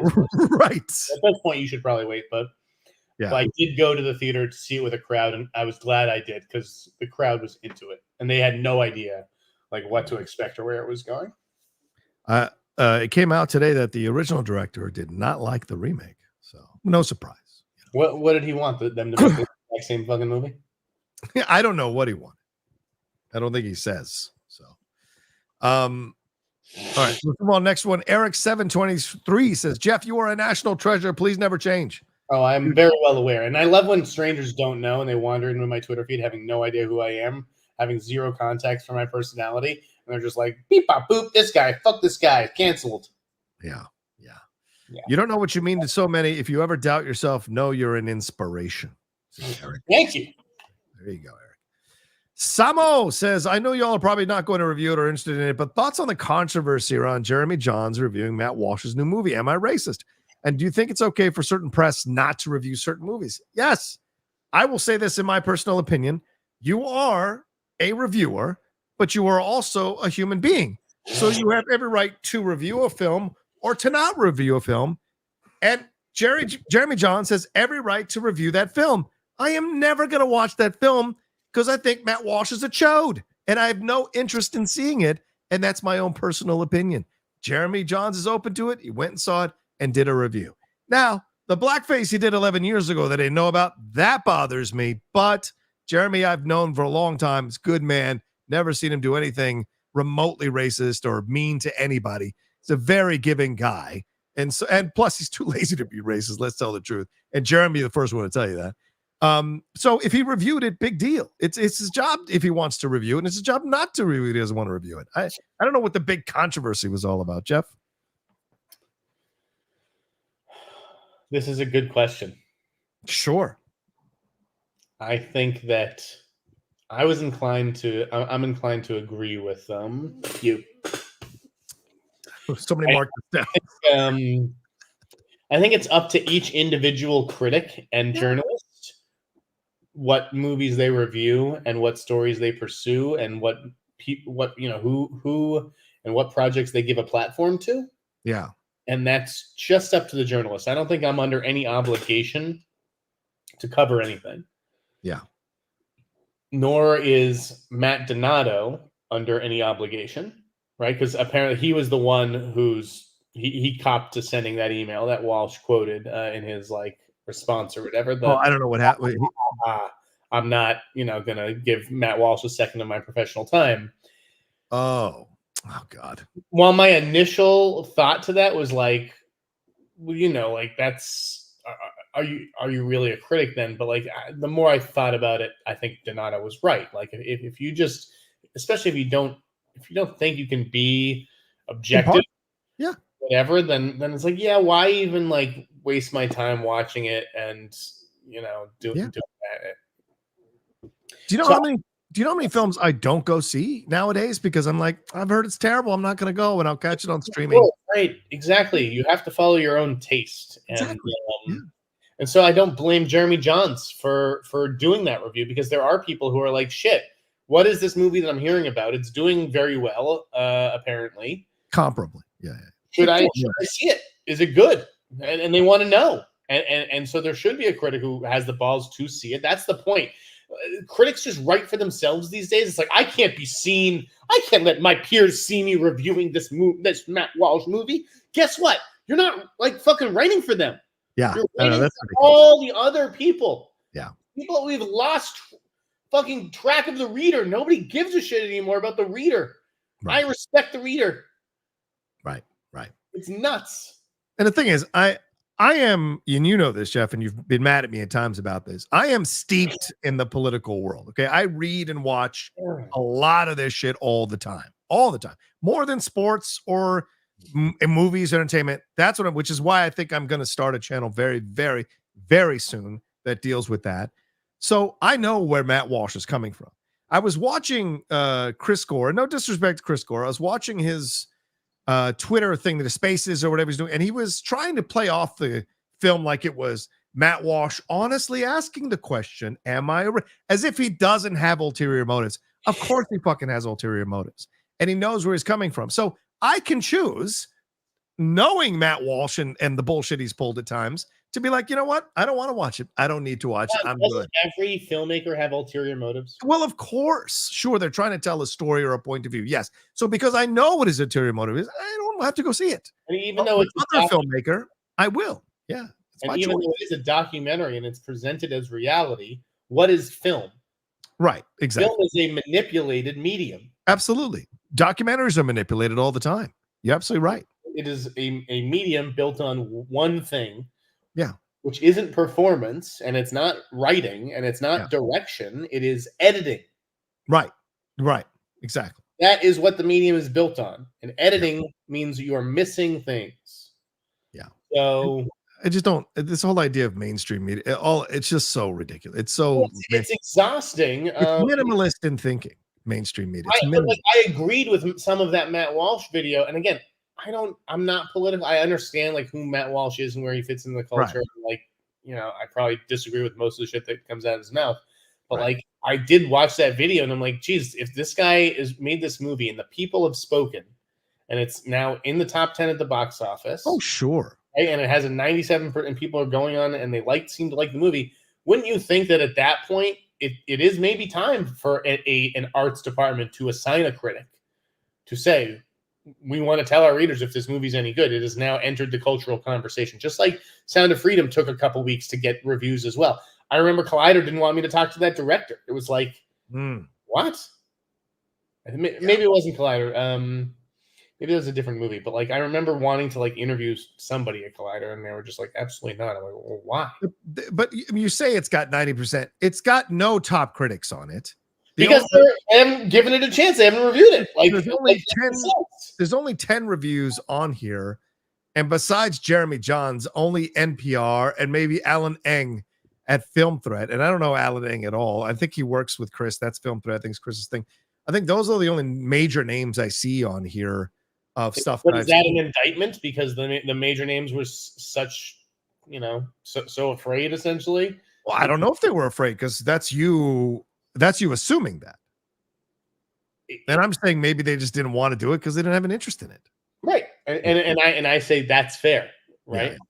Yeah. That is fair. But if you're Matt Walsh, you have to put yourself in his position. Here I am. I made a good movie. I can't get any coverage. Right. Why is that? Because you're not interested in it, or it's because you don't like me? It's a fair question to ask, and he's got every right to ask it, I think. Absolutely. All right, so there we go. We answer. I think we answered that question. We didn't shy away from that question. There's nothing wrong with it. Thank you, Samo. Tobias says, hey guys, Jeff, the scoop about American Speed made Holland trending topic. LOL. Any follow-up to the story, the studio, the director, or writers? Yeah, Jeff, you broke the scoop last week after the show. Anything to follow up on that? No, I haven't. Listen, there's been a lot of high-profile packages that have gone out this year that have not sold, right? Remember Blackout 77, Fukunaga, and Tom Hardy and Mahershala? Oh, yeah. Did that land anywhere? I don't think it did. Yeah. There's actually a lot of these packages, even the one that I broke at the beginning of the year. I think that this will land because it does have an offer on the table from Amazon, but it could be a while. That, like, what was just announced this week? Do you remember? At Amazon, I believe? No. What was it? I think it was at Amazon. I forget. My mind is just a fucking mess. The Sims.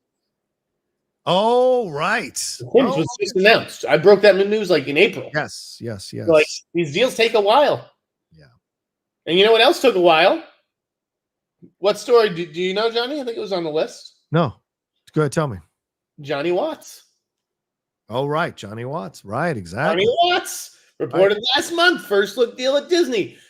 God, I'm going to tell this story because you're going to appreciate it. I'm going to out him. No hard feelings here, my man here, Frosty. Okay, this is a Frosty story. Oh no! Are you sure you're allowed to tell it? Because you get mad when I love Steve, and Steve knows I like him, and I'm not telling this out of a place of malice. I'm telling this out of a place to rib him a little bit. Sure. I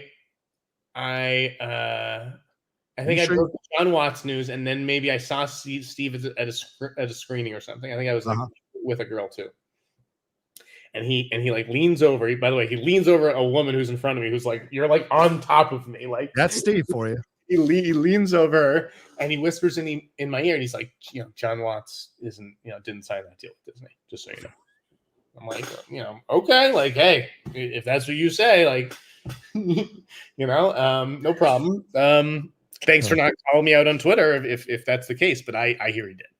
And then it took a month, obviously, and I texted Frosty as soon as it happened, and I was like, go ahead, ask John Watts what happened there. Bust that guy's balls. Oh man, please. Listen, these people can't say shit until they can say shit. I know. I'm like, I'm sorry that this is what I do. Yeah. I'm not right 100% of the time. I'm not going to be 100% of the time right. Things do change. This fucking Clue thing could fall apart. Yeah, very possible. But it's true. I'm saying, yeah. Most of the shit I'm reporting is true. And it's all true as far as I know when I publish it. As Han Solo once said, it's true. There's no incentive to me publishing not true news or news that I don't think is going to work out. I like not true news. It doesn't make sense to me. Tonight on Not True News. All right, can we move on now? Yes. All right, fine. Francisco Lopez says, if the news about Ryan Murphy's new show, American Love Story, JFK Jr. and Carolyn Bessette is true, I would cast David Cornsweet as JFK Jr. if he's not too busy. Well, he's wrapped up Superman because there's no reshoots, so he might just be fine. This is a dangerous story to tell because there is a contingent of the American population who thinks JFK Jr. never died and is behind the MAGA movement and the QAnon movement. So I don't know why you'd want to stir this shit up, but I guess maybe for ratings and attention. But I like it. I appreciate the guts. Jeff, what are your thoughts on this? Do you think this is would be a cool thing to explore? Depends on the scripts. If this is like a home run series, like American Crime Story season 1, yeah, right, and you're going to get an Emmy nomination for this, yeah, then you do it. If it's a mediocre Ryan Murphy show, this is going backwards. You came out of the Ryan Murphy school, right? Yeah. I don't think you necessarily have to go back there, especially go back there so soon. The whole point is you're trying to establish yourself as a what? 2 words. MS. MS? A master serialist? No, what is it? A movie star. A movie star. Oh, Corns. Oh, you mean him going back to do something like that? Exactly. Yeah, I hear you. Stuff as a movie star, and I don't think you going back to play JFK Jr. for Ryan Murphy is the answer. Yeah. Unless I don't think Cornsweet would do it. You'd find someone else to do it. But it's an interesting story to tell, because that was I was, obviously I was aware of when all of this happened. I was a big follower of JFK and JFK Jr. And so when this all went down, it was such a tragedy, especially Karen Lissette, such a beautiful woman, a model of future. There was a lot of future possibilities with JFK Jr. And so it was a shame. So it could be interesting to explore. I like the balls of it. All right. Let me take that one down. Let's move on to our next one here. Where the fuck is it? Sorry about that. Here we go. Jonathan, what are the chances Freeze is the villain for the Batman 2? And do you think Fraser comes back? Fraser? Brendan Fraser? Who's they mean Fraser? I don't know what that means. I think he means Brendan Fraser, with the DCU and everything. After Batman. Oh, right. All right. Fair point. I do think that Brendan Fraser does come back at some point. Yeah. Warner Brothers needs to make it right with him. And there's plenty of stuff that he could do, whether it's Swamp Thing. Someone even said today, like, what about Brendan Fraser as Hal Jordan? I can't see that. I can't see that. But I never thought of Brendan Fraser like that because he was never like a mummy guy. I think Josh Hartnett is the better choice if you're going to choose between those two guys. I think Hartnett is the better choice. I just don't think Brendan Fraser's the right body type. Yeah. Swamp Thing, he could be great. The energy. Yeah, Swamp Thing is more like his energy. I think that would be interesting to see him. Although convincing him to wear all that kind of stuff. Oh, Greg Fraser, not Brendan Fraser. Oh. Greg Fraser, the DP. I don't know what that means. He's the DP. Oh, okay. I hope so. No. Well, I'm halfway through. I started reading Court of Owls last week. I had never read it before. And I'm into City of Owls now. This is a fantastic story. And Freeze is a important part of the story, but not the biggest part of the story. So if you wanted to have Dr. Freeze come in, that is certainly possible. I don't think he'll be the main villain, though. That's the way. Did he go to fucking evil medical school? I don't understand. What happened? He was Mr. Freeze. Now he's Dr. Freeze? Oh, sorry, Mr. Freeze. Sorry. I get, sometimes I get confused. These names. I think that would be a bad villain, and I think that there will be a different DP. I think that Greg Fraser will probably be locked up doing the Dune. Oh, fair point. All right. Fred says, does Fede Alvarez fit for a Bond movie, considering Bond is supposed to be such a hound dog? Thanks, guys. No, I don't think so. Hound dog? He hasn't been a hound dog since like... I don't even know what Fede Alvarez, what is that supposed to mean? Yeah, I don't know. Fede, I mean, what was that in Alien Romulus? There was no hound dog or Don't Breathe. There was none of that in there. So weird. Okay, let's move on. Trash Pond says, Jeff, did you see the trailer for Tom Dillon's Maury Povich, Jerry Springer-esque Netflix project? I didn't see that. Did you see that? I didn't. Oh, interesting. I'm not a Tim Dillon guy. Okay. Yeah. Not your jam. Okay. Let's see what else we got. We gotta hit a break here soon. Yeah, we gotta hit a break here, man. Let's take a break now. Let's take a break. Hey. Take a break. Why don't you take a break? And then we'll on the other side, we'll finish up these questions. Taking a break. And maybe we'll hit a couple of reviews as well right after this.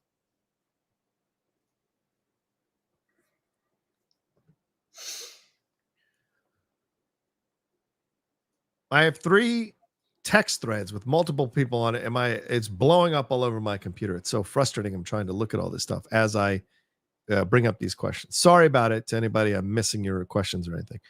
Let's see. Let's hit some other Streamlabs. Let's see. Samo says with Beetlejuice. Alan Smithy. Hi, Rocha and Sneider. Opinions on The Last Train from Hiroshima from Jim Cameron. Is this just nuclear explosion porn? Jesus Christ. Cameron loves his nuke scenes. Terminator 2, Aliens, True Lies. Nolan's Oppenheimer avoided the depiction. Most agreed with the choice. What do you think? Well, we talked about the possibility of it happening now. Nuclear explosion. I can't imagine James Cameron would do that. He doesn't have that Mel Gibson instinct. What do you think, Jeff? Do you think he would? To show the horror of it? I mean, he's pretty... I don't know. I don't really know. Yeah. I can't say. To me, he's kind of like a PG-13 filmmaker. Yeah, right. But maybe he would force himself to go there. Yeah. I don't know. I don't know that we need to see it as, Big Gibson, I could see. You'd be like, okay, Gibson's probably going to do that. I don't know that Cameron necessarily would be someone I think would do that. Mo Lester says Daniel Craig as Magneto would be perfect. Ooh, I like that idea. Also, did you see the trailer for the new Cillian Murphy film? Another Oscar nomination could be on the cards. Yeah, we talked about that earlier, Jeff. It's called Small Things Like These. Did you end up seeing the trailer or not seeing the trailer? I did see the trailer. I don't see an Oscar nomination in the cards. Yeah, I don't think it's big enough to get an Oscar nomination, but it's certainly probably going to be a fantastic performance. Samo says, with Beetlejuice and Beverly Hills Cop 4 and other successive legacy sequels, and now Gladiator 2 about to come out in 2 months, which classic movie do you all want to see have a legacy sequel? Just off the top of your head, Jeff, what do you got? A classic movie for a legacy sequel? All right. Go ahead. Clueless. Oh. Let's see Cher Horowitz now with like a teenage son or daughter navigating the fucking insanity that we all see out our window every day. With Josh hanging around. Yeah. Yeah, that kind of thing. It would be Paul Rudd, right? Paul Rudd and Alicia coming back, right? Yes. Oof, interesting. Tommy Gun 7 says, oh, here's Woka Rocha to save us with his progressive gospel. Sorry, the rest of the world doesn't share in your delusions, and studios have felt it. We are the people. Bang your scythes, bang your swords on the on the windmills of the studio. Oh, You guys crack. Some of y'all just crack me the fuck up, man. Bob Beyonce says, Jeff, I love you, but you're crazy. That's the thing, John. It's like you have these fucking Looney Tunes on Twitter who react one way, and it's like people like give this credence. Yeah, of course. It's like, do you not know that this is a cesspool? Like, why are you looking over here? Like, for like, I don't know. Some people need the attention. I truly believe there's a whole, and I want to do a podcast on this called "Why Are Men So Fucked Up?" That's the actual podcast that I want to do, because there is like 2 generations of men who clearly their parents have completely let them down and have become what they've become, and it's a shame to see this happening with so many men. And it's like, you think you're coming off as tough, or but you're coming off as like a weak ass bitch, and it's so. I'm one of those weak ass bitches. You're not a weak ass bitch. No weak ass bitch wears the robe like you do. Bob Beyonce says, Jeff, I love you, but you're crazy for not liking the last 20 minutes of The Substance, which, by the way, is out in theaters now. Perfect ending to the movie with insane practical effects. Best movie of the year so far. Wow. Best movie. I had a talk with a friend last night who loved the ending, but they only I like the movie more than them. They love the ending more than me, but I like the movie more than that. Okay. I didn't hate the ending because I thought the ending did fit, right? And I understood what she was going for. Yeah. I just wish she hadn't gone for it. Maybe. A different thing. There's nuance here. But again, that would be lost in the game of telephone. For sure. Wayne Edwards says, I'm sorry I'm sexy, quote unquote. Jeff is putting the hot in the hot mic. Hello. Love it. There is no other show like the hot mic out there. It's true. You both rock. Oh, thank you. The chemistry between you two, especially when it's spicy, is a go right. Yeah. Agreed. Thank you. Jeff? This podcast is awesome. Okay.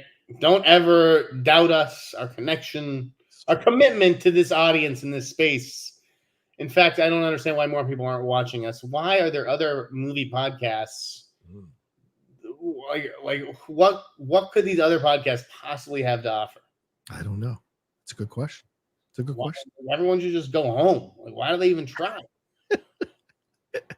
Max, way of talking. This is very Trumpian. It's the best one ever. It's the best podcast out there ever, please. Podcast. I walked in here. Said, look at this podcast. It's a big podcast. They say it's the greatest podcast ever. That's what they say. Max Sloth says, will Rocha be seeing The Substance? Yeah, I don't know. Maybe I'll wait for stream, but I might do a reaction video, because I'm looking at doing more of these movie reactions, and maybe when films like that I don't want to go to the movie theater and see, but see it at home, I'll do a reaction to those. So The Substance seems like it's one I could react to. Ewok says, any updates on Lanterns casting? Is it true they're looking at Kelvin Harrison Jr. for Jon Stewart? Who else is in the running? That's been out there for a while. I don't know if they're looking at Kelvin. Is it out there for a while? I think I just made that up.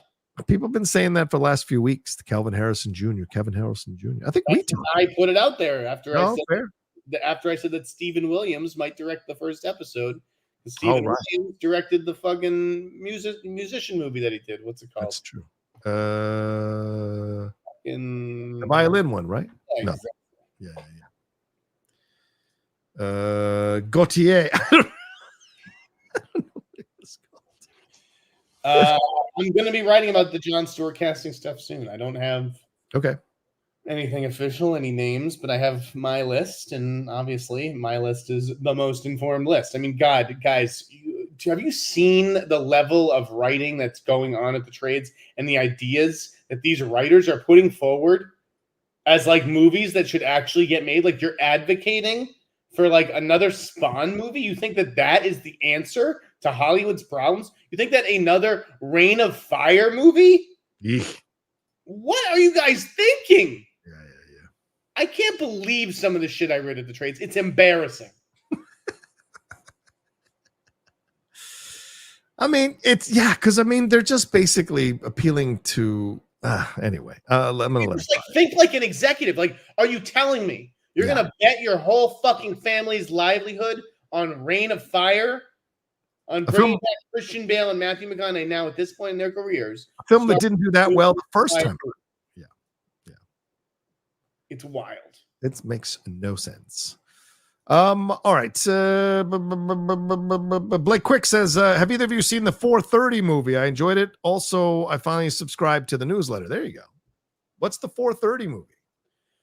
The 4:30 movie is Kevin Smith's new movie. I have not seen it yet. Would like to see it. I'll probably end up waiting for it to come on VOD unless it's like, I mean, there's just so much. I'm so behind. I have so much other shit to do. And I'm sure it's not great. I'm sure it's not top tier Kevin Smith, but I will always see Kevin's work. I always support him. When is it coming out? Is it out already? I think it is out, but like 2 theaters, like one of which is like deep in the valley. I don't know. Oh yeah, it is out. Holy shit. 20 miles. It's Escondido. I don't know if I want to venture to Escondido to see this film, but maybe. We'll see. All right. Sahitya K says, think Gibson's Passion of the Christ sequel will be big. Oh yeah. I think it will be big. I mean, there's a huge religious section of this country that goes to see movies if they sense it's a good movie. That's why Passion of the Christ did so well. I don't think it will be nearly as big, especially with streaming. Like, I think if they get a lot of stuff now, and that's a great point. Yeah, I don't think it'll be nearly as big, but it'll be big. What did the first one do? 600? I thought it was $1 billion. Am I wrong on that? No way it did $1 billion. I mean, adjusted for inflation. Let's see here. Passion of the Christ box office. It went on to earn $370 million overall in the United States. For God's sake, where's the thing? Go to box office. Here we go. $612 million off a $30 million budget. Pretty good. My God. Right. So this time I think you're looking at like closer to 250. Yeah, that's probably right. But I think it will do well. And that may be high, 250. What do you think a director made? Do you think Gibson had like back end on that? Or do you think he was just paid his director fee? No, that's his movie. I mean, paid by who? It's his movie. I would never work again. If I made $612 million off a $30 million film, you'd never hear from me again. Unless Mark Wahlberg came to you and was like, hey, I will fucking go bald for you, buddy. Hey, I want to do, hey. Listen, I need Daddy's Home needs a daddy. I want to play Moses. I want to do 10 Commandments. Come on. Oh my God. ODB, old dirty bastard 818 says, hey guys, no question here. Just want to shout out Jeff for mentioning the free Sing Sing Ticks a while back. Good flick. Keep up the good work, fellas. Yeah, I'm glad you finally saw it, Jeff. You were late to the party on that one. I was. It was really fucking good. Right? That free ticket program worked well for me. Those actors actors who were playing themselves were so good, so authentic. And Domingo, man, what a way to surrender yourself to the work. So good. I'm a man of the people. I help you guys out. I help you save money. You think Variety's help you save money? Variety told me about the free screening program. At least you're honest. Zach Willis says, are you all going to watch the Aaron Hernandez show? It's insane. I've watched the first 2 episodes. Jeff, you've watched the first 2 episodes. Real quick, what are your thoughts on this, man? A lot of gayness. A lot. There are penises, y'all. Well, I didn't mind. I mean, that's locker room shit, right? You know, but there was they really hammered home the homosexual stuff, which I thought it was going to be a little bit more subtle. Yeah. I think it's just what interests him, Ryan Murphy, right? And when you look at Andrew Cunanan, you look at Jeffrey Dahmer, I think Ryan Murphy feels you can't separate the sexuality from these guys, and maybe some of that pent up frustration or whatever it is. I thought he was good in Rivera. I think he's going to really transform over the course of the show and fill out all that. He did impress me, even though I'm not. He still feels like small. Yeah, he is going along with the story. I think that's what you're saying, right? Because when you see him in the high school scenes, he's a little more doughy, But when you get to the second episode and he's at University of Florida and he starts, he gets tighter. Yeah. And you see that he's like adapting his body to fit what Aaron looked like as through the stages of his career. Right. What I think he's getting right, though, is that internal struggle. And let me tell you something, as someone who grew up with a hard-ass Latino father, that idea of like, don't you be gay, don't you, like, that's a legitimate thing. And it's nothing against my dad. It's just the old school Latino guys. That's just how it is. You got to be tough. You got to fight. You got to stand for your name. You know, that's where some of y'all get mad at me. That's where it comes from. My dad built that inside me to fight for my name, fight for my people. That's since day one. Fight for your rights. Because we are talking in the year 2024 that we were like born in the year 2024. Right. I am. Nothing against my own parents. I got the belt. Yeah. Oh, sure. Misbehave. I got a belt. That's what happened to me. Oh, yeah. We just grew up at a different time, and that's we did. Fine. I don't need to fucking apologize for that. Yeah. I mean, I remember I tricked my father because I tell you the honest truth, like my dad, of course, both my parents were immigrants. I tried to trick my father about the report card because I had a terrible report card one semester, and I lied to him that they got lost in the mail. He eventually found out and went to the school and got the report card. And when I came home, he let me eat dinner. Like nothing was wrong, called me downstairs, and then put the report card on the coffee table downstairs. And I was like just in tears saying sorry. And he took my arm, whipped that belt out, and whipped the shit out of me. And he said, because you disrespected me and you thought I was stupid. And he was right. Maybe not to whip me, but he was right to call me out for disrespecting him. I should have never done that. He would do it in the arm? Huh? No, he would grab my arm and whip my ass. Okay. Oh, yeah. Oh, yeah. my God. Yeah. So those are the old school days, you know. My mom never did that, but my dad. And it wasn't excessive. It was every once in a while when I did something really bad. I was a rough kid. So those things happen. Animals. But my dad is not like his dad in that way, but there are shades of what his dad is doing. So for me, watching as a Latino, I saw a lot of what he was experiencing, right? But the gay thing is really interesting in the way Ryan's highlighting it, because you're right. All the other documentaries, they talk about it, but they don't really lean into it. This is leaning into it. So if that stuff's uncomfortable for you, you might have a hard time watching it, because I like what's happening here.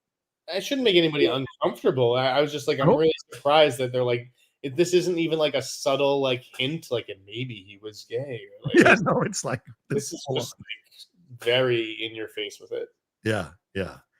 And I think you have to ignore the football scenes. Everything else works. The football scenes are bad. That's some bad green screen work there. Mike Maver says, will we finally get another weekend at Bernie's? God, the second one wasn't good. And I don't think you're going to get Jonathan Silverman and Andrew McCarthy back together again. Would we do a remake? Maybe a remake. Alan Smithy says, what will Jesus' superpowers be? Clearly coming back from the dead. Clearly coming back from the dead. I don't know what else you could say. I think Jesus' superpower would be, I don't even know, navigating the choppy waters of Twitter and oh my God, being friend to all. That would be the true miracle. You know, if Jesus came back now and had a Twitter, half the country would be mad at what he tweeted all the time. Like, even though he's Jesus, people would still have issues. People are so entitled now, they would even take Jesus down. MLK too. Yeah. Oh, MLK. Oh. Can't we all just get along? Or whatever the hell it is. Oh.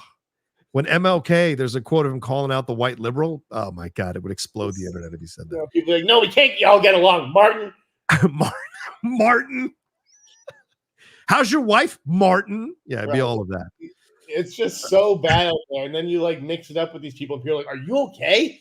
Dude, someone texted me. I saw you were mad at someone who called you like a fucking loser. Like, okay, 2 more of these. We got to go, Jeff. We're almost at 2 hours. Damn it. All right, Jake from State Farm says, I saw The Substance last night and I fucking loved it. If Dune 2 didn't come out this year, it would be my favorite film of the year. Wow. I know you didn't care for the ending, Jeff, but I loved it. There's another person. All right. Maybe I will go see The Substance. Maybe I will. I mean, listen, again, you can love the ending. I just thought it was overkill. I don't see how you can deny that it's overkill. But maybe that's the only way the movie could have ended. Oh, fair point. All right. By the way, I didn't know that the guy playing Aaron Hernandez is the dude from West Side Story who played like the kind of nebbish guy that Chino. I was so shocked that was the same guy. He's Rachel Zegler's boy. So even more dating Aaron Hernandez. Shout out to you. Wayne Edwards says, I understand Jeff's meaning when he says some movies don't know how to end. I recently saw Long Legs, Strange Darling, Blink Twice, and The Front Room. I respect them all. I really like Blink Twice. The others were a bit disappointing. I imagine he's referring to the ending in all of those. Would you agree with this person, Jeff? Or yeah, I think again, a good story to me typically is A to B to C to D. And sometimes when you're halfway from A to B, you can see B coming. Yeah. That's okay. The point of a movie is not to say, here's A, here's B, here's C, and here's fucking X. Did you see it coming? No, I didn't. Because it didn't make any fucking sense. Gotcha, motherfucker. Gotcha. I mean, that's like half of movies these days. It's really something. That's half of life these days. What are you talking about, Jeff? All right, well, there you go. That's all the Streamlabs Super Chats. That's our show. Oh, Menendez show. You say you like it? You recommend it? The Menendez show? If you're talking about having like a Latino father who drives you too hard, this is the same show. I mean, he made the same show, released in the same week. It's Hispanic Heritage Month too, so I mean it makes sense. All the stuff. So it is better than the Hernandez show, just because to me the performances were better. The guy playing Lyle, dude, this guy's a star. If I'm Kevin Feige, I'm already on the phone with him. Really? Ooh, I'm already bringing him in for general. I mean, okay. It's like a no-brainer. He looks like Sebastian Stan. I can't tell. I mean, his last name is Chavez, right? Chavez. I sometimes maybe it's just the California or everything. Like, I do wonder, did they brown these guys up a little bit? Hey, because he looks white, very white in photos, Chavez. But anyways, he's fantastic. What's the name of this one? Who? Menendez? Is it Menendez? What's it called? Monsters. Oh, Monsters. Okay. He's a soap actor. Alexander Chavez. He was. Oh, my folks. So this is the same one as like what they did with Jeffrey Dahmer. This is the same. Oh, okay. My bad. This season will be Ed Gein with Charlie Hunnam. Gotcha. Yeah, keep an eye on this dude. He's something. The other guy's good too. Everybody's good. Dallas Roberts is good as the Shrink. But Chavez, watch him. This is a hell of a cat. Chloe Sevigny's in this. I like Dallas Roberts, Leslie Grossman. This is a good cast. All right. Ethan Bell's in this. All right. I'll take a look. Javier Bardem. Javier. Very violent, John. Very violent. Well, it's the Menendez brothers. Of course, it's violent, for God's sake. This is in trial by jury with Edie Falco as their lawyer. All right, let's get out of here. Please, for love of God, I got to get some dinner. All right, thank you, everybody. We appreciate it. Thanks for all the Streamlabs Super Chats. Thanks for the lively chat. Thanks, Jeff, for showing off your chest and your other wares. Please let people know. Okay, all right. Please let people know. Don't give away the milk, baby. Don't give away the milk. Let them pay for it. All right, let Jeff everybody know where they can sign up to your newsletter and follow you on social media, brother. I'm the InSneider.com and I'm the InSneider on Twitter. And if you can't handle it, then don't follow me. There it is. It's that simple. It's a choice everyone has to make in life. Make yours. There you go. By the way, as we wrap up, the Los Angeles Dodgers have defeated the Miami Marlins 20-4 with Ohtani going 3 home runs and 2 stolen bases. 10 ribbies in one game. You might as well just give the World Series to the Dodgers right now. And what's going on with your Patriots? Is it close? 7-0. Jets 7-0. They're on the goal line. The Jets are. It's about to be 14 now. Probably. Oof. Oh well, that's a shame. All right. Well, thanks everybody. You can follow me at The Rocha Says on Twitter, Instagram, TikTok. Subscribe down below. We get thousands of you who watch us every week. Please subscribe to the channel down below. I'm so close to 35,000. Get me over the line. Huh? John, if you go to the ESPN box score for the game, they now list everyone's number next to the name. What do you mean in terms of your jersey number? The NFL or the baseball? NFL. Let me go take a look real quick. This is so weird. It's Who weird. gives a shit what their jersey number is? It's wow, that is new. Holy That shit. is new, and that is weird. That is so. Is it like I don't know. I think this is the NFL telling them to do that because they want them to sell the jerseys. 100% think that's the NFL going like, hey guys, put the numbers down. Maybe that'll get people to buy their jerseys. Maybe so. I think so. All right, thanks everybody. Take care of yourselves. Have a great week. Go see a movie. Go see a bunch of movies, and we'll talk to you next time with another brand new episode of the Hot Mic. Peace. Until then.